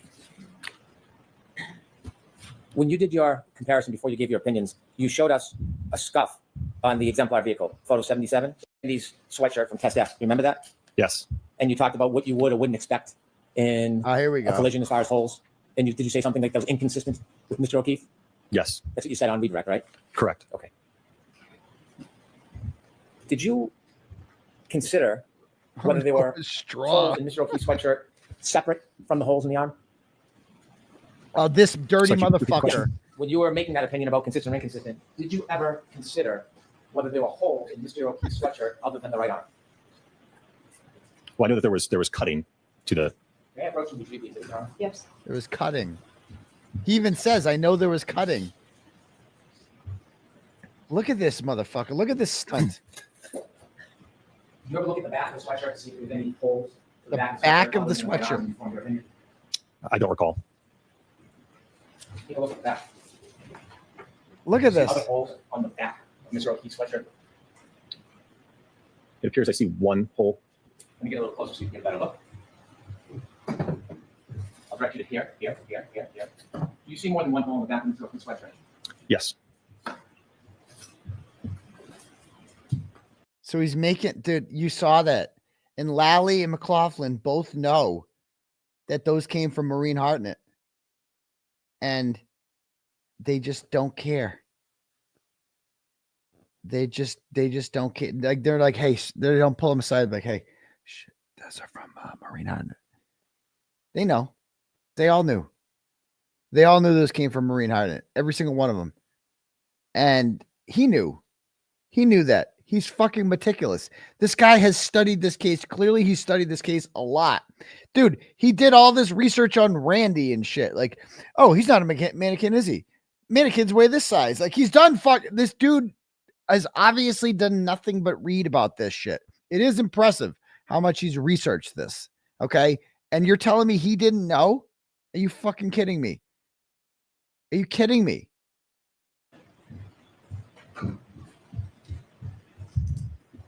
When you were forming your opinions that the collision would be inconsistent to damage to Mr. O'Keefe's sweatshirt, did you consider that Mr. O'Keefe may have fallen or landed on his back? Well, in looking at those holes, they're inconsistent with road rash. And again, to get those kind of holes, you have to have prolonged sliding contact on a rough surface. Did you consider that Mr. O'Keefe may have fallen or landed on his back? Well, if you just fall and land on your back, you're not going to be sliding to get those abrasions and tearing. And again, those are not consistent with road rash. Didn't ask that question. Did you consider? Sorry, did you consider whether Mr. O'Keefe had fallen or landed on his back? No. Did you know about or consider the multiple holes on the back of his sweatshirt when you came and formulated your opinions? No. You did no studies whatsoever about the damage to the sweatshirt if he fell or landed on the cold, hard ground and had broken taillight shards in his clothing, did you? No. Cold, hard ground. No further questions. But you see that. I mean, listen to the questions. So he shows him the shirt and then he asks him these questions. And it's like, those could have come from the ground, right? Did he say I didn't ask that question? Yeah, he loves saying that. Unbelievable. Unbelievable. To support using a 50 percentile hybrid 3 in testing forces on a 216-pound man. Do you remember that question? Yes. How about the name Judson Welcher? How about that name? So the objection sustained. Did Judson report using a 50 on Mr. Brennan? Give me one name, very dramatically. of someone. The objection sustained. You were asked to give me one name to support using a 50 percentile hybrid 3 in testing forces on a 216-pound man. Do you remember that question? Yes. How about the name 𝗪𝗪𝗀𝗀𝘀𝗀? How about that name? So the objection sustained. Did 𝗪𝗪𝗀𝗀𝗀 use a 50 percentile hybrid in his drop test? So that's sustained as to form. What did 𝗪𝗪𝗀𝗀𝗀 use in his drop test? A hybrid 3 50th percentile male, the same that we use in our testing. So he's like shitting on him for the type of hybrid male that he used. And it was like the wrong percentile. Turns out Judd used the same thing. The same thing. Unbelievable. This sneaky motherfucker.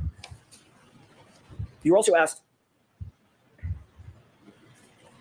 whether or not using that hybrid 3 arm with the same speed would have an effect on the force equation. Oh, she on the force is? calculation, correct? Correct. And you agreed it might have a small effect on the force calculation, correct? So sustained as to form. This is just foundational, Your Honor. Sustained as to form. How did you answer that question? I'm sorry, can you repeat the question? Sure. Let me ask it this way. In the 29-mile-an-hour test with the hybrid 3 arm, were you going faster than 24 miles an hour? Yes. And what was the calculation again on the increased force that would be exerted on the taillight, on the arm, there with the taillight? 14%? Yes. So sustained. How much, what was the percentage that you calculated? The increase? 14%. And did you find damage, even with the increase of 14%, did you find damage on that exemplar taillight consistent with the extensive damage on the subject SUV? No. Can we have 201D put up one more time? Pieces, correct? Correct. You have any idea the size of those pieces? As you sit here. Not without a scale of some sort, no. So as you sit here, you have any idea what the size of those pieces are? I couldn't tell you as I sit here today, no. No idea if they're a foot long? So the objection sustained. Why? Sustained. He said he doesn't know the sizes. That's 10? 10 is about a... Correct. How long did it take the hybrid 3 arm to get up? Arm is being pushed. It's being hit, right? The objection sustained and struck. In every one of your tests, every single one of your tests, did any taillight fragment tear a hole in the sleeve of the shirt that you were testing? No, there was no holes, punctures, fraying, nothing to the material. Was there ever a defect in that garment in any of that testing other than the road rash that you saw in the 29-mile-an-hour direct impact?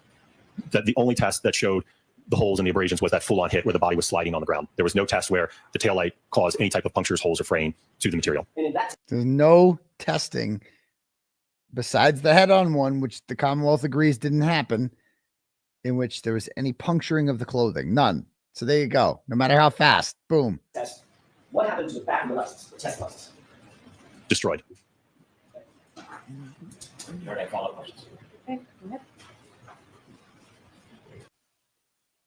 Oh, this is when they realize, this is when they get the jacket, right? This is when they get it from Mr. Woke.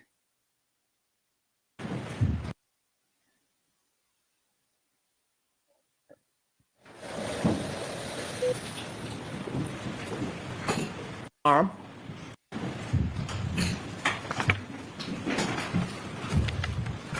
And we redirect, you again talk about the impact between an arm and the broken taillight. Correct, yes. And I asked you on cross-examination or recross-examination whether that broken taillight could push the arm, which of course would create force or friction, yes? Well, once it's moving at a common velocity, I'm just not understanding your question then. If it's not a common velocity, if the broken taillight is, Ask the question. if the broken taillight is pushing the arm, which would mean the broken taillight is going at a faster speed than the arm, it pushes the arm, the broken taillight can come in contact with the arm, can it? It's moving with the arm, sir. It's with the arm, Okay, sir. let me ask you this. Would you agree with this? If you have an arm that's actually struck at 25 miles per hour, you're going to have significantly greater damage, especially if there's a taillight that shatters. So if you have the taillight coming in, it's hitting the arm, it's moving forward into the arm. Do you agree with that? Well, it's pushing the arm. Nope. Dr. Rentschler. What? Do you agree with that? Dr. I'm Rentschler. going to allow it strike the source. Do you agree with that? I'm sorry, can you repeat? I can't. If you have an arm that's actually struck at 25 miles per hour, you're going to have significantly greater damage, specifically if there's a taillight that shatters. So you have the taillight coming in, it's hitting the arm, and it's moving forward into the arm. Would you agree with that? I'm going to allow it. In reference to the greater damage, we're talking about damage to the arm? Do you agree with that phrase? The best way I can characterize it is it's moving with the arm, sir. So if that actually caused fracture of the taillight, then parts of the taillight are going to be pushed into the arm and likely embedded into the arm as the vehicle continues forward and pushes the arm out of the way. Do you agree with that? Going to allow it. All right, and I think this is where they got him with the tail light, and they're like, "We need a break." Time, okay? Okay. Oh no, we got one more thing. Miles per hour, you're going to have significantly greater damage, especially if there's a taillight that shatters. So you have the taillight coming in, it's hitting the arm, and it's moving forward into the arm. So if that actually caused fracture of the taillight, then parts of the taillight are going to be pushed into the arm and likely embedded into the arm as the vehicle continues forward and pushes the arm out of the way. Would you agree with that? Again, my area of expertise is not injuries to the arm, so whether or not those fragments would be embedded or cause any type of damage to the arm, no. But what I would say is that I would agree with the taillight being pushed into the arm is going to cause the taillight to fracture, and then the arm will move with the taillight. When you do a demonstration, isn't this exactly what you see? Could you play E again for me? Isn't this exactly what you see? Play that, please.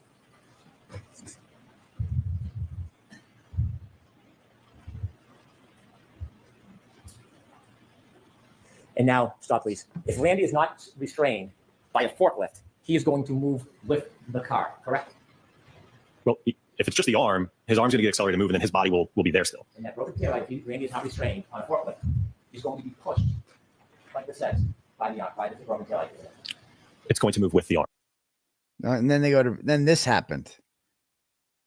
I don't know if it was like this on all the feeds, but it just went to black. So then 𝗚𝗄𝐶𝗵 comes back and he's pissed and he demands a mistrial. Unequivocally, without doubt, caused nothing to do with any type of event on or about January. I got out of our, at 1 o'clock, we got out of our thing and immediately go on Twitter and see what everyone's saying. It's like, 𝗚𝗄𝐶𝗵's calling for a mistrial. I'm like, oh, great. What did we miss?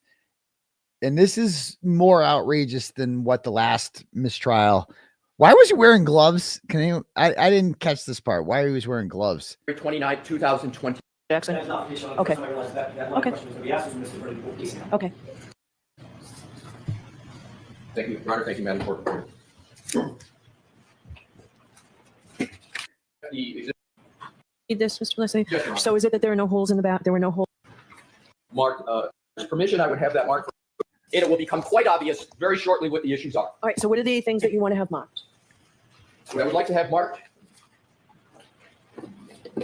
What I would like to have marked, the first document, in like a specific title. These okay. two documents are from criminalist file, specifically Ms. Maureen Hartnett's notes regarding cuttings from the hoodie sweatshirt that's in the crime lab file folder. Okay. So the first is the back of the hoodie. So with Your Honor's permission, I would have that marked for identification. Exhibit 𝗚𝗚𝗚. Friday. May I see that, please? Thank you. Okay. That is the back of the hoodie, Your Honor. And if I could please have the next mark in order, exhibit for identification. Exhibit ZZZ for identification.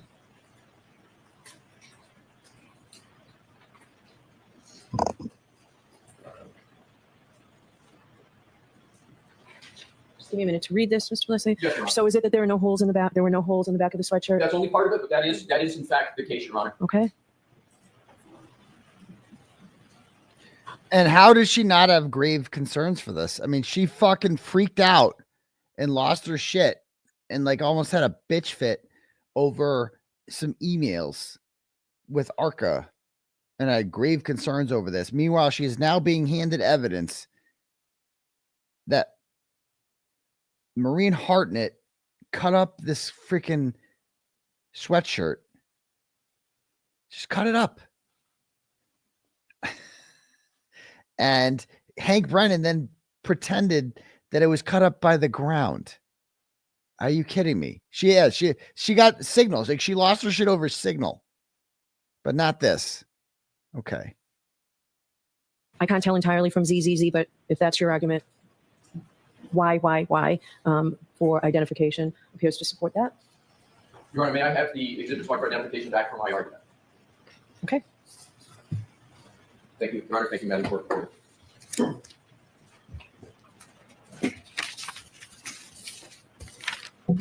Your Honor, what we just saw is Attorney Brennan questioned Dr. Wolf with regard to the hoodie sweatshirt that heretofore has been in the plastic casing for trial. Is she And gonna- this is the what happened was Attorney Brennan held up the casing with a hoodie sweatshirt, went to the back of the hoodie sweatshirt. First point. And this guy never ever like shows any facial reactions ever. He just sits there and stares.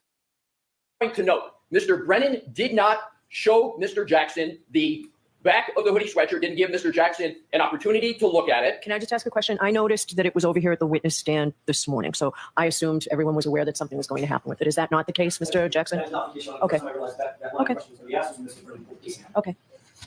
Go ahead, Mr. 𝗚𝗏𝗄𝗏. Thank you, Your Honor. So to do it in order, Mr. Brennan takes the hoodie sweatshirt in the casing without notice, shows it to Dr. Wolf, and shows the back of the hoodie, which has certain holes. 𝗚𝗏𝗏𝗏. So here is the back of the hoodie. All right, thank you. It's very obvious that these are cutting holes cut by the criminalist. And I'm going to get to back to this in a moment. But I would like to do it and certainly entertain any of your questions, but in a logical order. Sure. So I'm not. What about the jurors and lunch? How long do you think? this Oh will my take? God. What about the jurors and lunch? It's just like this shit like that. What about the what about the fact that this fucking cunt, like that's like just the tone deafness of it all to ask that question. Okay, what about the jurors and lunch? That's what you're thinking about right now? Not this fraud that's been perpetrated on your court? You don't care about that? Oh, what about lunch? What's for lunch? I mean, Bettero always makes that joke about like the prosecutors are like, what's for lunch? She did it. She did the Bettero line. What's for lunch? To 15 minutes, Your Honor. Okay. Oh, that's what she's concerned about?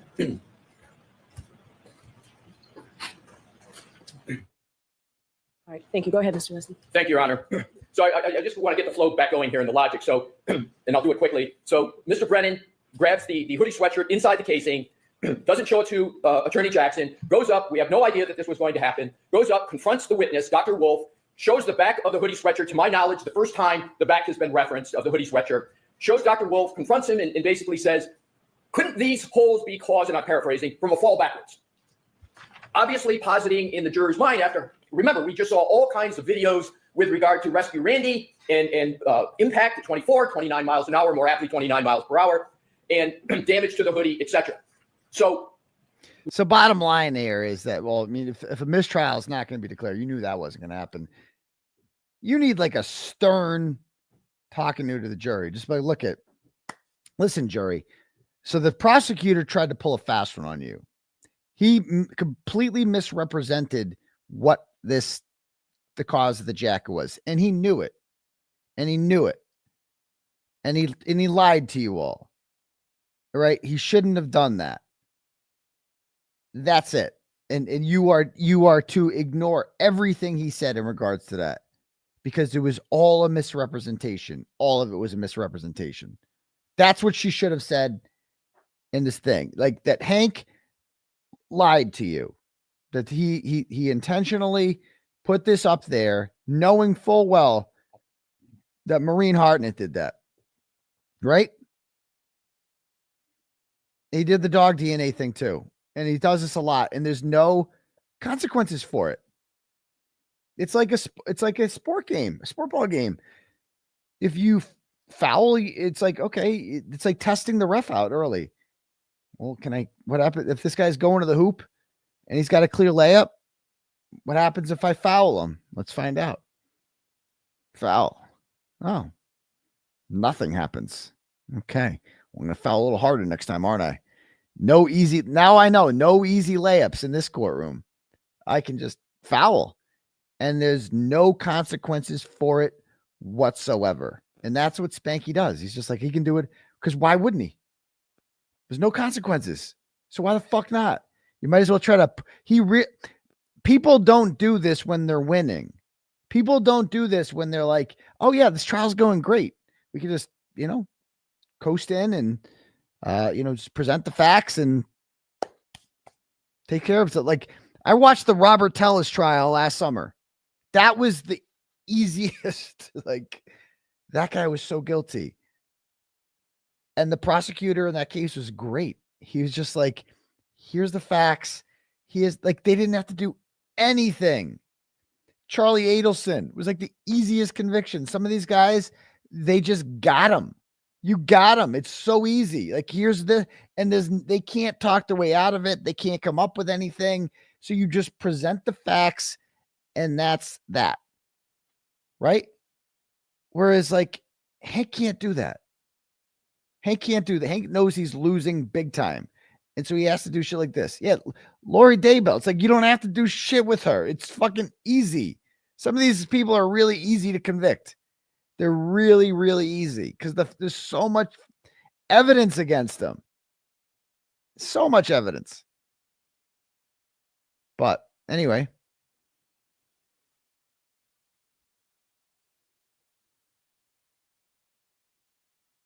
What then happens is Dr. Wolf is asked a series of questions, very complete picture and the complete true story about these holes in the hoodie that were presented as if they were called. That was brief review and the Declaration of Rights have now resorted to its confidence. All right, thank you, Mr. Brennan.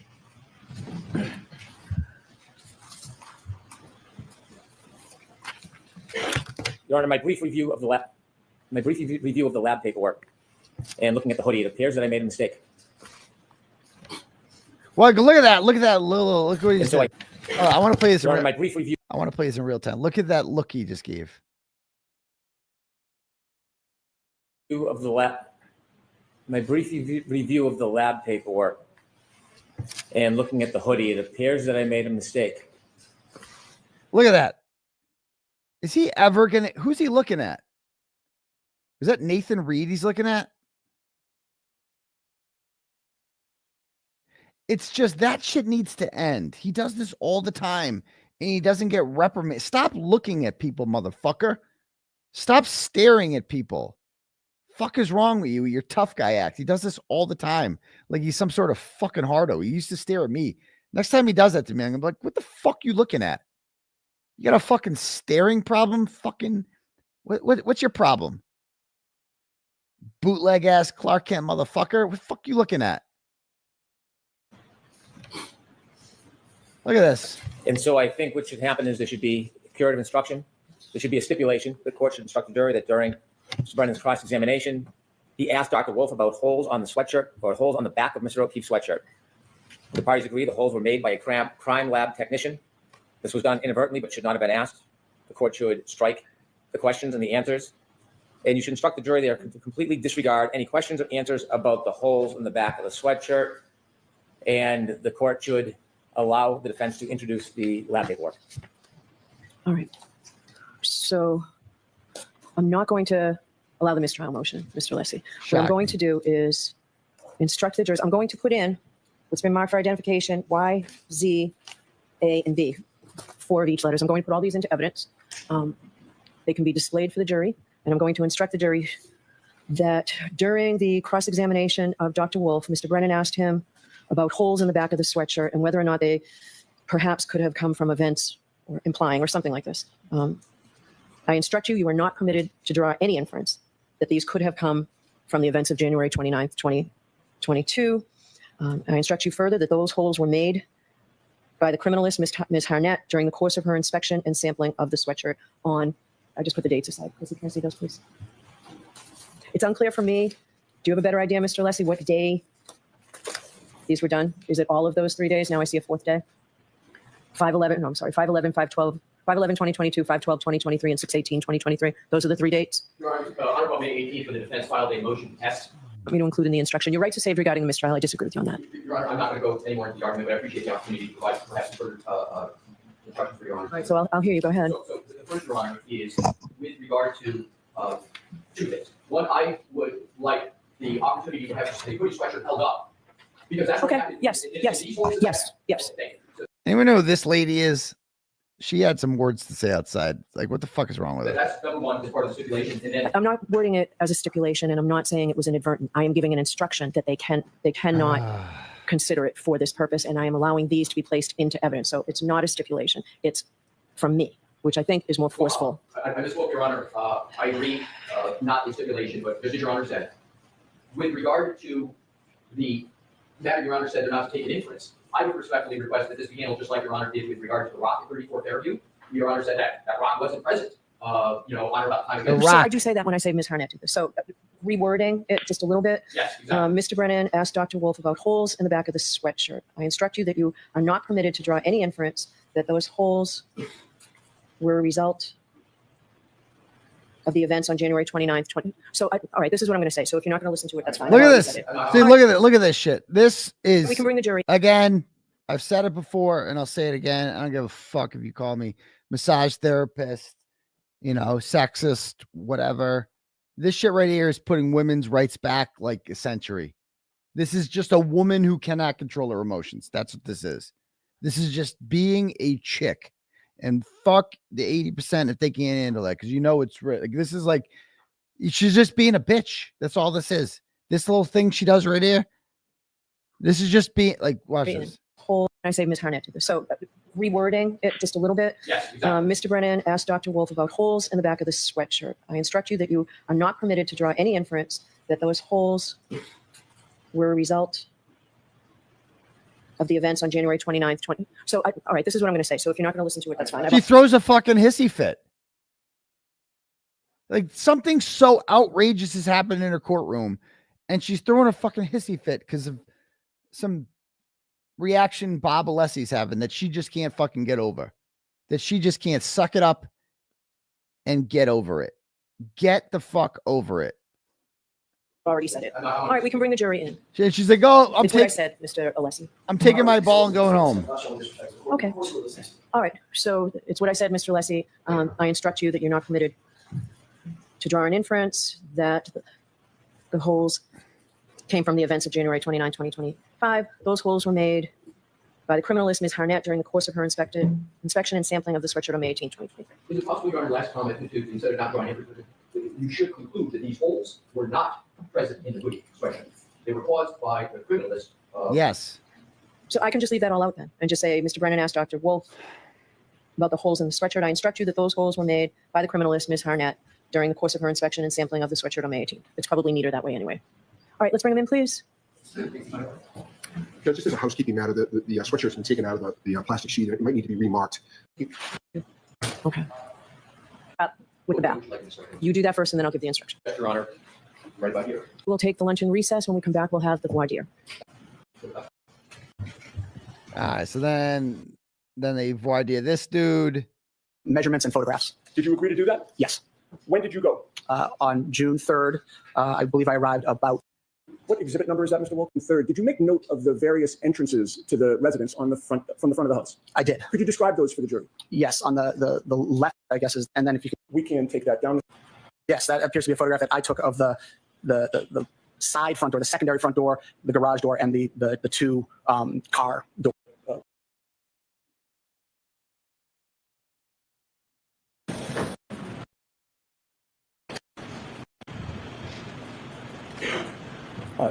Do you see what has been? So I'm going to ask you to take that down. Folks, we're going to take the luncheon break at this point. Why wouldn't he let that up? Yeah. Why wouldn't she let this up? Do you see what has been? So I'm going to ask you to take that down. Why didn't she let this up? Folks, we're going to take the luncheon break at this point, okay? Why didn't she let that up?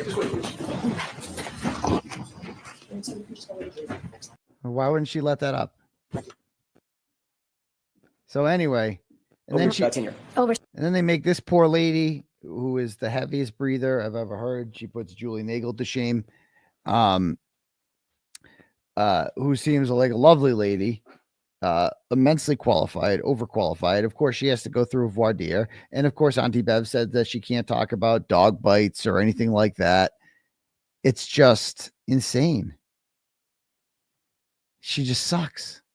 She sucks. But anyway, I could talk about this woman all day and how horrible she is. But I just, it was like one of those days where it's just like, I don't think either side got much out of today besides just Bev as a cunt. I hate these days. So I feel like I didn't miss. My trial was way more interesting than this shit, So Dr. Rentschler's up tomorrow.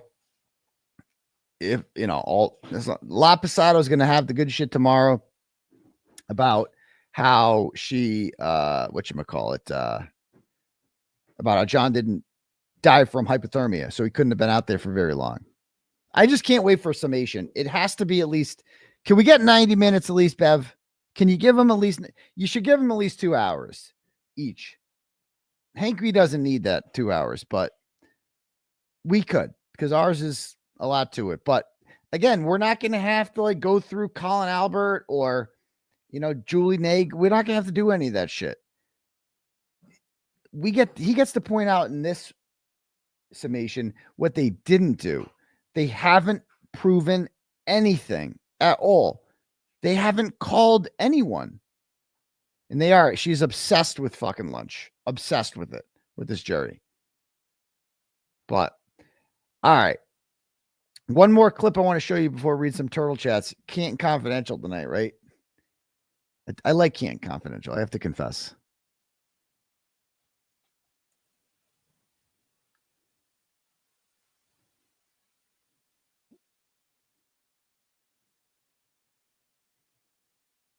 Yeah, I could play a lot. I could play the part where she says the jury's fed up. We've all heard that part. Again, they're fed up at her. Like she's suggesting that it's her fault. It's the defense's fault. It's like, no, it's your fault. You're the reason they're fed up. All right. Zeke got so popular, he got his. Wait, now it's 3 days ago. Zeke got so popular, he got a stage name, the internet. Michael, Margot, this was their second attempt at a mistrial for this. How common is that? How many times do they? Every opportunity, I would assume. Exactly right. Every opportunity you're going to argue that the actions of the Commonwealth were deliberate and were done with the intention to try and prejudice the jury. To the extent that is, they then get a mistrial, the case will be over, and it'll be over forever. So they're going to try it. But to argue, as they did today, that there's no evidence of collision, that's really goes beyond it.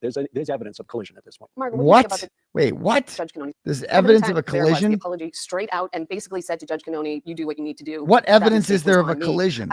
Michael, Margot, this was their second attempt at a mistrial for this. How common is that? How many times do they? Every opportunity, I would assume. Exactly right. Every opportunity you're going to argue that the actions of the Commonwealth were deliberate and were done with the intention to try and prejudice the jury. To the extent that is, they then get a mistrial, the case will be over, and it'll be over forever. So they're going to try it. But to argue, as they did today, that there's no evidence of collision, there's none. That really goes beyond it. There's evidence of collision at this point. Margot, what do you think about the Judge Kearney's decision to that motion? I think that I am not surprised by her decision. I think she made a very reasonable decision given where we are in the trial and the facts that have been presented thus far. I think the fact that the prosecutor did quickly admit to wrongdoing actually shows good intent by the prosecutor. Oh my fucking God.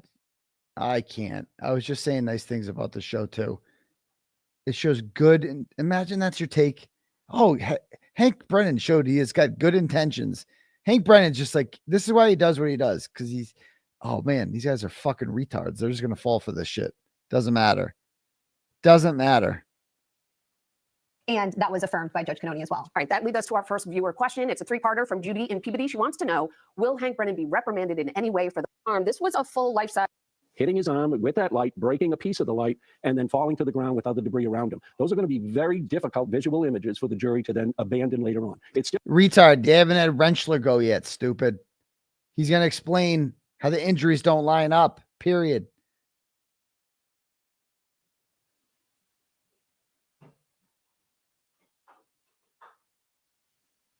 Hold on, I want to find the part where they're leaving court. Hold on. When John's family is leaving court, I want to find that part.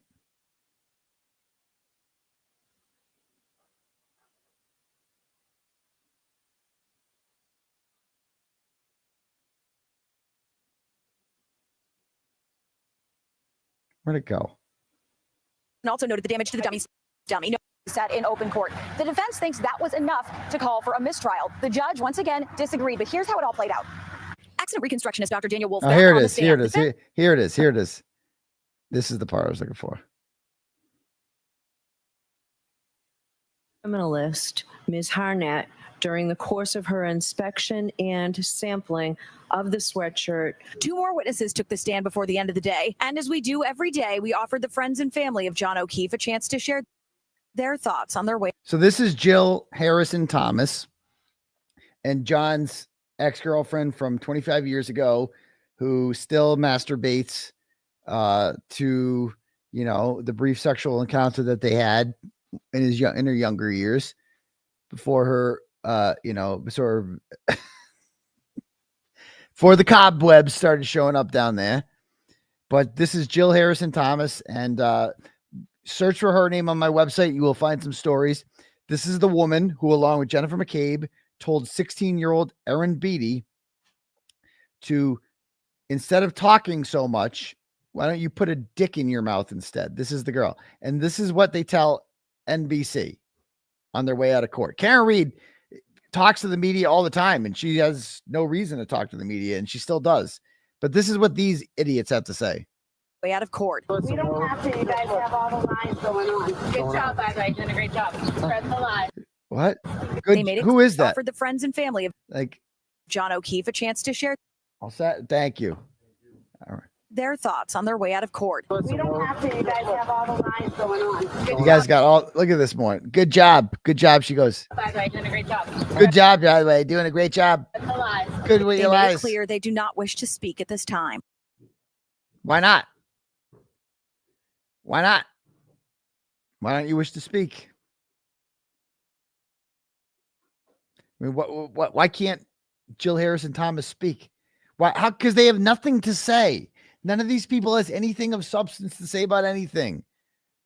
They're just fucking morons. You've heard what happens when John Jackson tries to go on the Greg Hill show and tries to talk. It doesn't end up well. It doesn't end up well.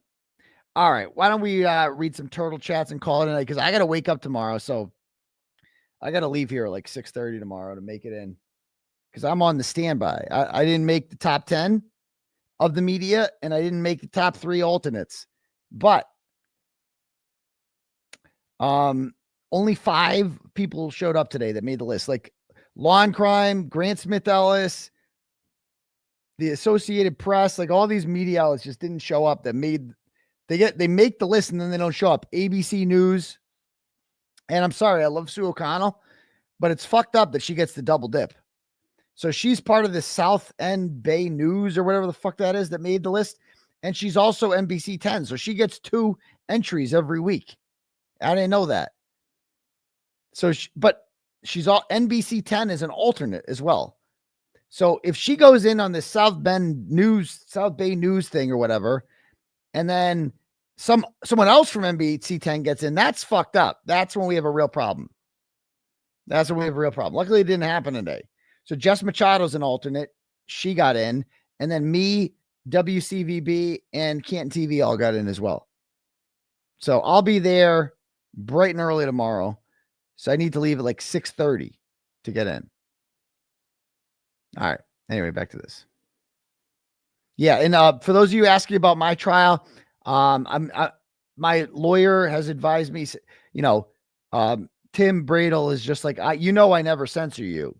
Don't talk about the trial while it's going on. Like, that's really unwise to talk about the trial while it's going on. I've said all I can say. 3 witnesses have gone. I'm not going to comment about what they talked about. There was like 50 people in the courtroom today who could tell you all about it. Jessica Machado live tweeted the whole thing. You can read about it on there. And yeah, she did say I like Sue as a person, but it's not fair if she gets 2 chances, 2 bites at the apple, you know? All right, let me read some turtle chats.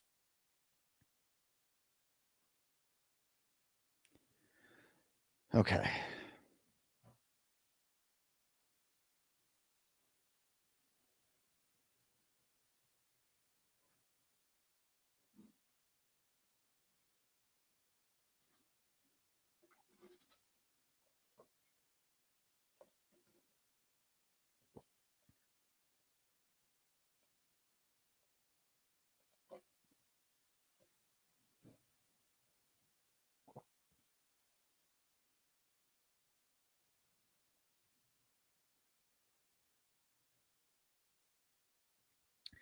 All right. All right. Allie sends $10 and goes, I love 𝗃𝗃𝗃𝗃's heated, passionate stand regarding the Commonwealth admitting evidence regarding the hoodie. And the doctor today was more than qualified. Bev's actions are sickening. Exactly. Andrea sends $5 and goes, I feel as if they are going to end up charging Karen with anything. The only solid thing they have is a DUI. No, they don't even have that. In that case, they had better be handing the same charges out to every one of those people that night, especially Higgins. Right. But that's not going to happen. The turtle, sends $10, says Bev has her head so far up Hank's ass this trial. I don't remember her eyeing Lally this much. Fucking A, there's only a woman's life in the balance, and she is rushing this trial along so she can get to the Cape House. Pathetic. Thanks for being a real one, Unk. Lou Cloud sends $5 and says, Dr. Turtleboy, do you think the criminologist will have any repercussions for cutting the holes in the sweatshirt? No, she was supposed to. Like, she admitted to doing it. So thank you. Kim sends $10 and goes, so what happens to Hank when this is all over? Does he just go back to being a defense attorney? Who would even hire him once he loses his trial? Exactly. Like, he's going to, good luck. Good luck to 𝗃𝗃𝗃 when this ends, because we ain't going to forget. He's going to go down as the biggest cuck, the guy that couldn't do what Lally could do, and at least hang the jury. Joe sends $10, goes, hi, where can I get lyrics to the Higgy song? I don't know. Fuck the Commonwealth sends $5 and says, if the jury acquits on 1 and 3 and are hung on count 2 again, do you think they will drop the charge? No, I don't, to be honest with you. They should, but I don't think they will. I don't think they will. Next. Lindsay sends $50 and says, do you think Bev will still hold grudge against the defense for filing the motion to recuse her in 2023? Absolutely. Of course. I mean, that was a calculated risk. She takes everything personally. She's not going to forget that. She sucks. She hates them. Lisa Marie sends $10 and goes, I can't believe what you went through in a year. Jail, this case, your family, and more fake charges. Please know we always have your back, and your mom is so proud looking down. You are a true leader. We love you. Well, thank you very much, Lisa. That's very sweet of you. Thank you. All right, next up. Danielle sends $25 and says, did you see the motion to dismiss today because of an admitted alleged error by 𝗃𝗃𝗃, resulting in a denial? Yeah, I definitely noticed that. I did a whole show on it. Thanks, Danielle. Beep Beep Sheep sends $10 and says, good luck with skunk cunt. I think you mean the fake victim. But she will have her revenge. Women scorned whose men torn their kitties into porn. Okay. Lindsay sends $5, speaking of, and says Maureen Hartnett testified in trial 1 that she swabbed and sent the swabs to UC Davis. She did. I thought Proctor did. She claimed she took 2 swabs, held them together, wet them with sterile water, and then literally brushed them up and down and all around the sleeve of his shirt. No surprise, no DNA was detected. The whole shirt should have been sent to the UC Davis lab. Right. Selma sends $5, goes, so many are leaving the FKR movement since Friday. Thoughts? No, literally no one is. That's my thoughts on that. And that, Selma, is the most retarded turtle chat I've ever gotten. So thank you. Nikki sends $25, goes, paging Dr. Turtleboy. OG sex cult since trial 1. My dad and stepmom just converted. You've got more receipts than CVS and more balls than the DA, and the fake victim couldn't handle half of either. No, she couldn't. No fucking way. You showing up to court tomorrow? Yep. We're trying to sync our entrance with the man taking down 2 courtrooms at once. Yes, I'll be there tomorrow. Thank you. Nikki sends $10 and goes, I know we are years away from the civil trial against Karen Reed, but I can't help but think how a fair judge would handle it, especially on days like today. Maybe that will provide vindication. My thoughts on the Karen Reed civil trial, just because I know how this goes before, and I know how shady attorneys like Mark Diller act, is what they're hoping for is the insurance company settle. So Karen Reed isn't paying out of pocket for her civil attorneys. She isn't she was a homeowner when she got sued. So her home insurance pays for her attorneys. And when your insurance companies become involved, they just want to settle. That's all they want to do. So I would bet you anything they're going to settle with the O'Keeffes. That's my guess right now. It's not going to cost Karen a fucking dime. The insurance companies just pays the O'Keeffes to go away. That's what insurance companies do. That's my prediction of the civil suit. So thank you. There'll be like a non-disclosure part of it too. That's just my guess. The Kate sends $10, goes, listen, Turtle, I have a theory. In the movie, Jack McBrayer plays Hank and Emilio Estevez plays AJ. Good luck tomorrow. You seem my trial's Wednesday, so thank you. Wave Dot sends $10, goes, big fan, just curious, do you know who the fat guy in flannel is that's talking to John O'Keefe at the bar? And then walks over to Brian, Chris, and Higgy seconds before Chris grabs his arm. I don't.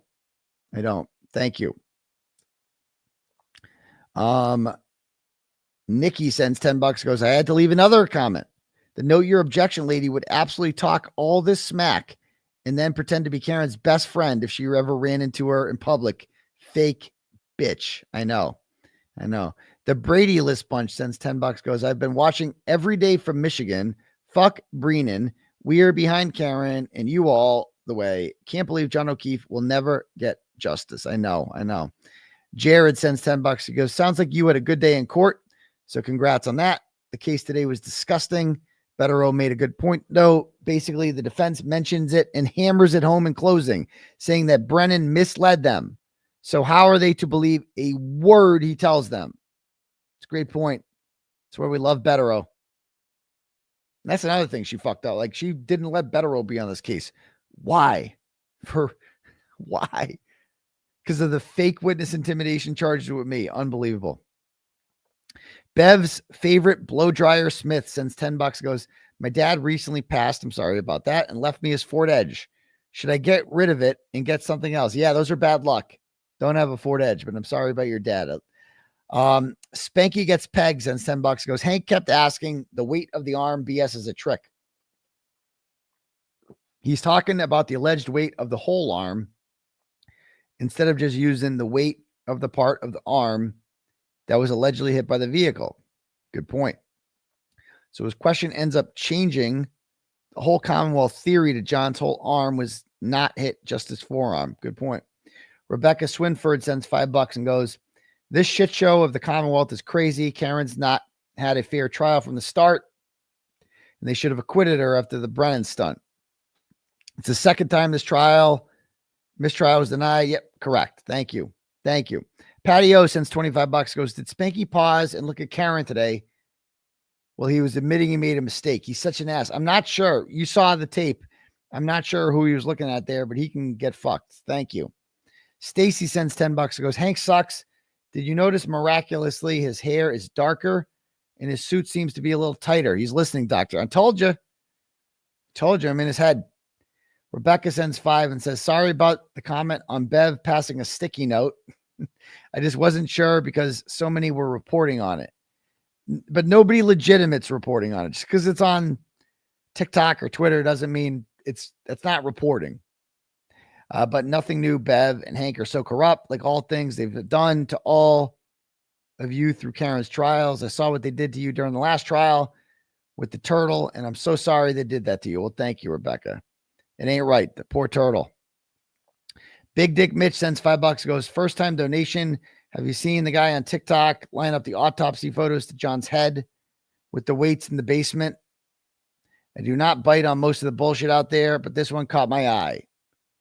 Don't shit on me if this is dumb. And then you send me a TikTok. So no, I'm not going to be I appreciate the $5, but I'm not watching your TikTok of a guy you found on TikTok who says he figured it all out. I'm not doing that. Thank you. Next up, I appreciate the $5 though. Rachel sends $5 and goes, Owen Wilson as Turtleboy. No, Owen Wilson's gay. Oh yeah, dude. Yeah, like every character he has sucks. Owen Wilson blows. I mean, he's so the worst movie Owen Wilson was ever in. The worst role he played, the most annoying, aggravating role Owen Wilson ever played was Wedding Crashers. His character in that, I want to punch him. It's just the picnics, the bicycles, it's so gay. It's just so gay. Vince Vaughn was awesome in Wedding Crashers, and Owen Wilson sucks. Fuck Owen Wilson. That's what I think of Owen Wilson. He sucks. Don't ever suggest that. Thank you. Next up. Walk It Off Randy sends $10, goes, good luck in your trial. We're all rooting for you. So glad to hear Rita's back. We love you, Rita. Absolutely. I can't wait for Karen's acquittal so we can all see the salty look on Bev's cunt face when she's finally free. Fuck Beverly Cannoni, free Karen Reed, and free Turtleboy. Well, thank you very much. Walk It Off Randy. Okay. David sends $5 and goes, 𝗀𝗏𝗄𝗃 is sitting next to Mr. Reed, piece of shit. Sandra sends $5 and goes, how would 𝗵𝗵𝗃 fuck anyone? Because I'm pretty sure he's dickless. Ooh, boom, roasted. Danielle sends $10 and goes, I sent that turtle chat about the mistrial during the intro. You know I try not to send dumb messages. I know you do, Danielle. Thank you very much. I know. Yeah, I get a little behind. Thank you. Do we have any more cash apps here? Got a couple.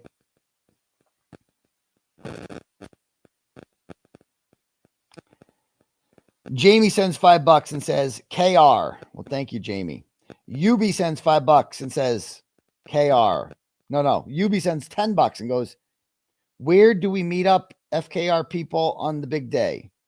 We don't know when the big day is going to be. I mean, you got to be down at the courthouse, and then we'll organize a party after that. But I'm not organizing a party until we get the not guilty verdict. And Matty Mo's the DJ, because Matty Mo was awesome at the Canton Trivia. So he's going to be the DJ. He's already got dibs. Holly sends $10, goes, show support. Please like and subscribe. Yeah. Smash that subscribe button, will you? So there we go. Thank you. All right, guys. Anyway, I am going to call it a night because for once it's 11:30. The show used to be like an hour and a half. Now 2.5 hours is a short one. Because I mean, I could watch it all night, but to me, I didn't get a lot out of the testimony today. I feel like I didn't miss that much besides a gigantic fucking headache.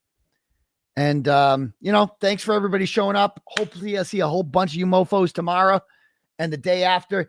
Get your ass to Dedham. Telling you right now, you're going to you want to be part of history.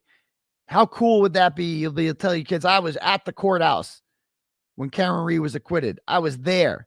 I was there, baby. Get your ass to Dedham. It's going to be historic. All right, guys.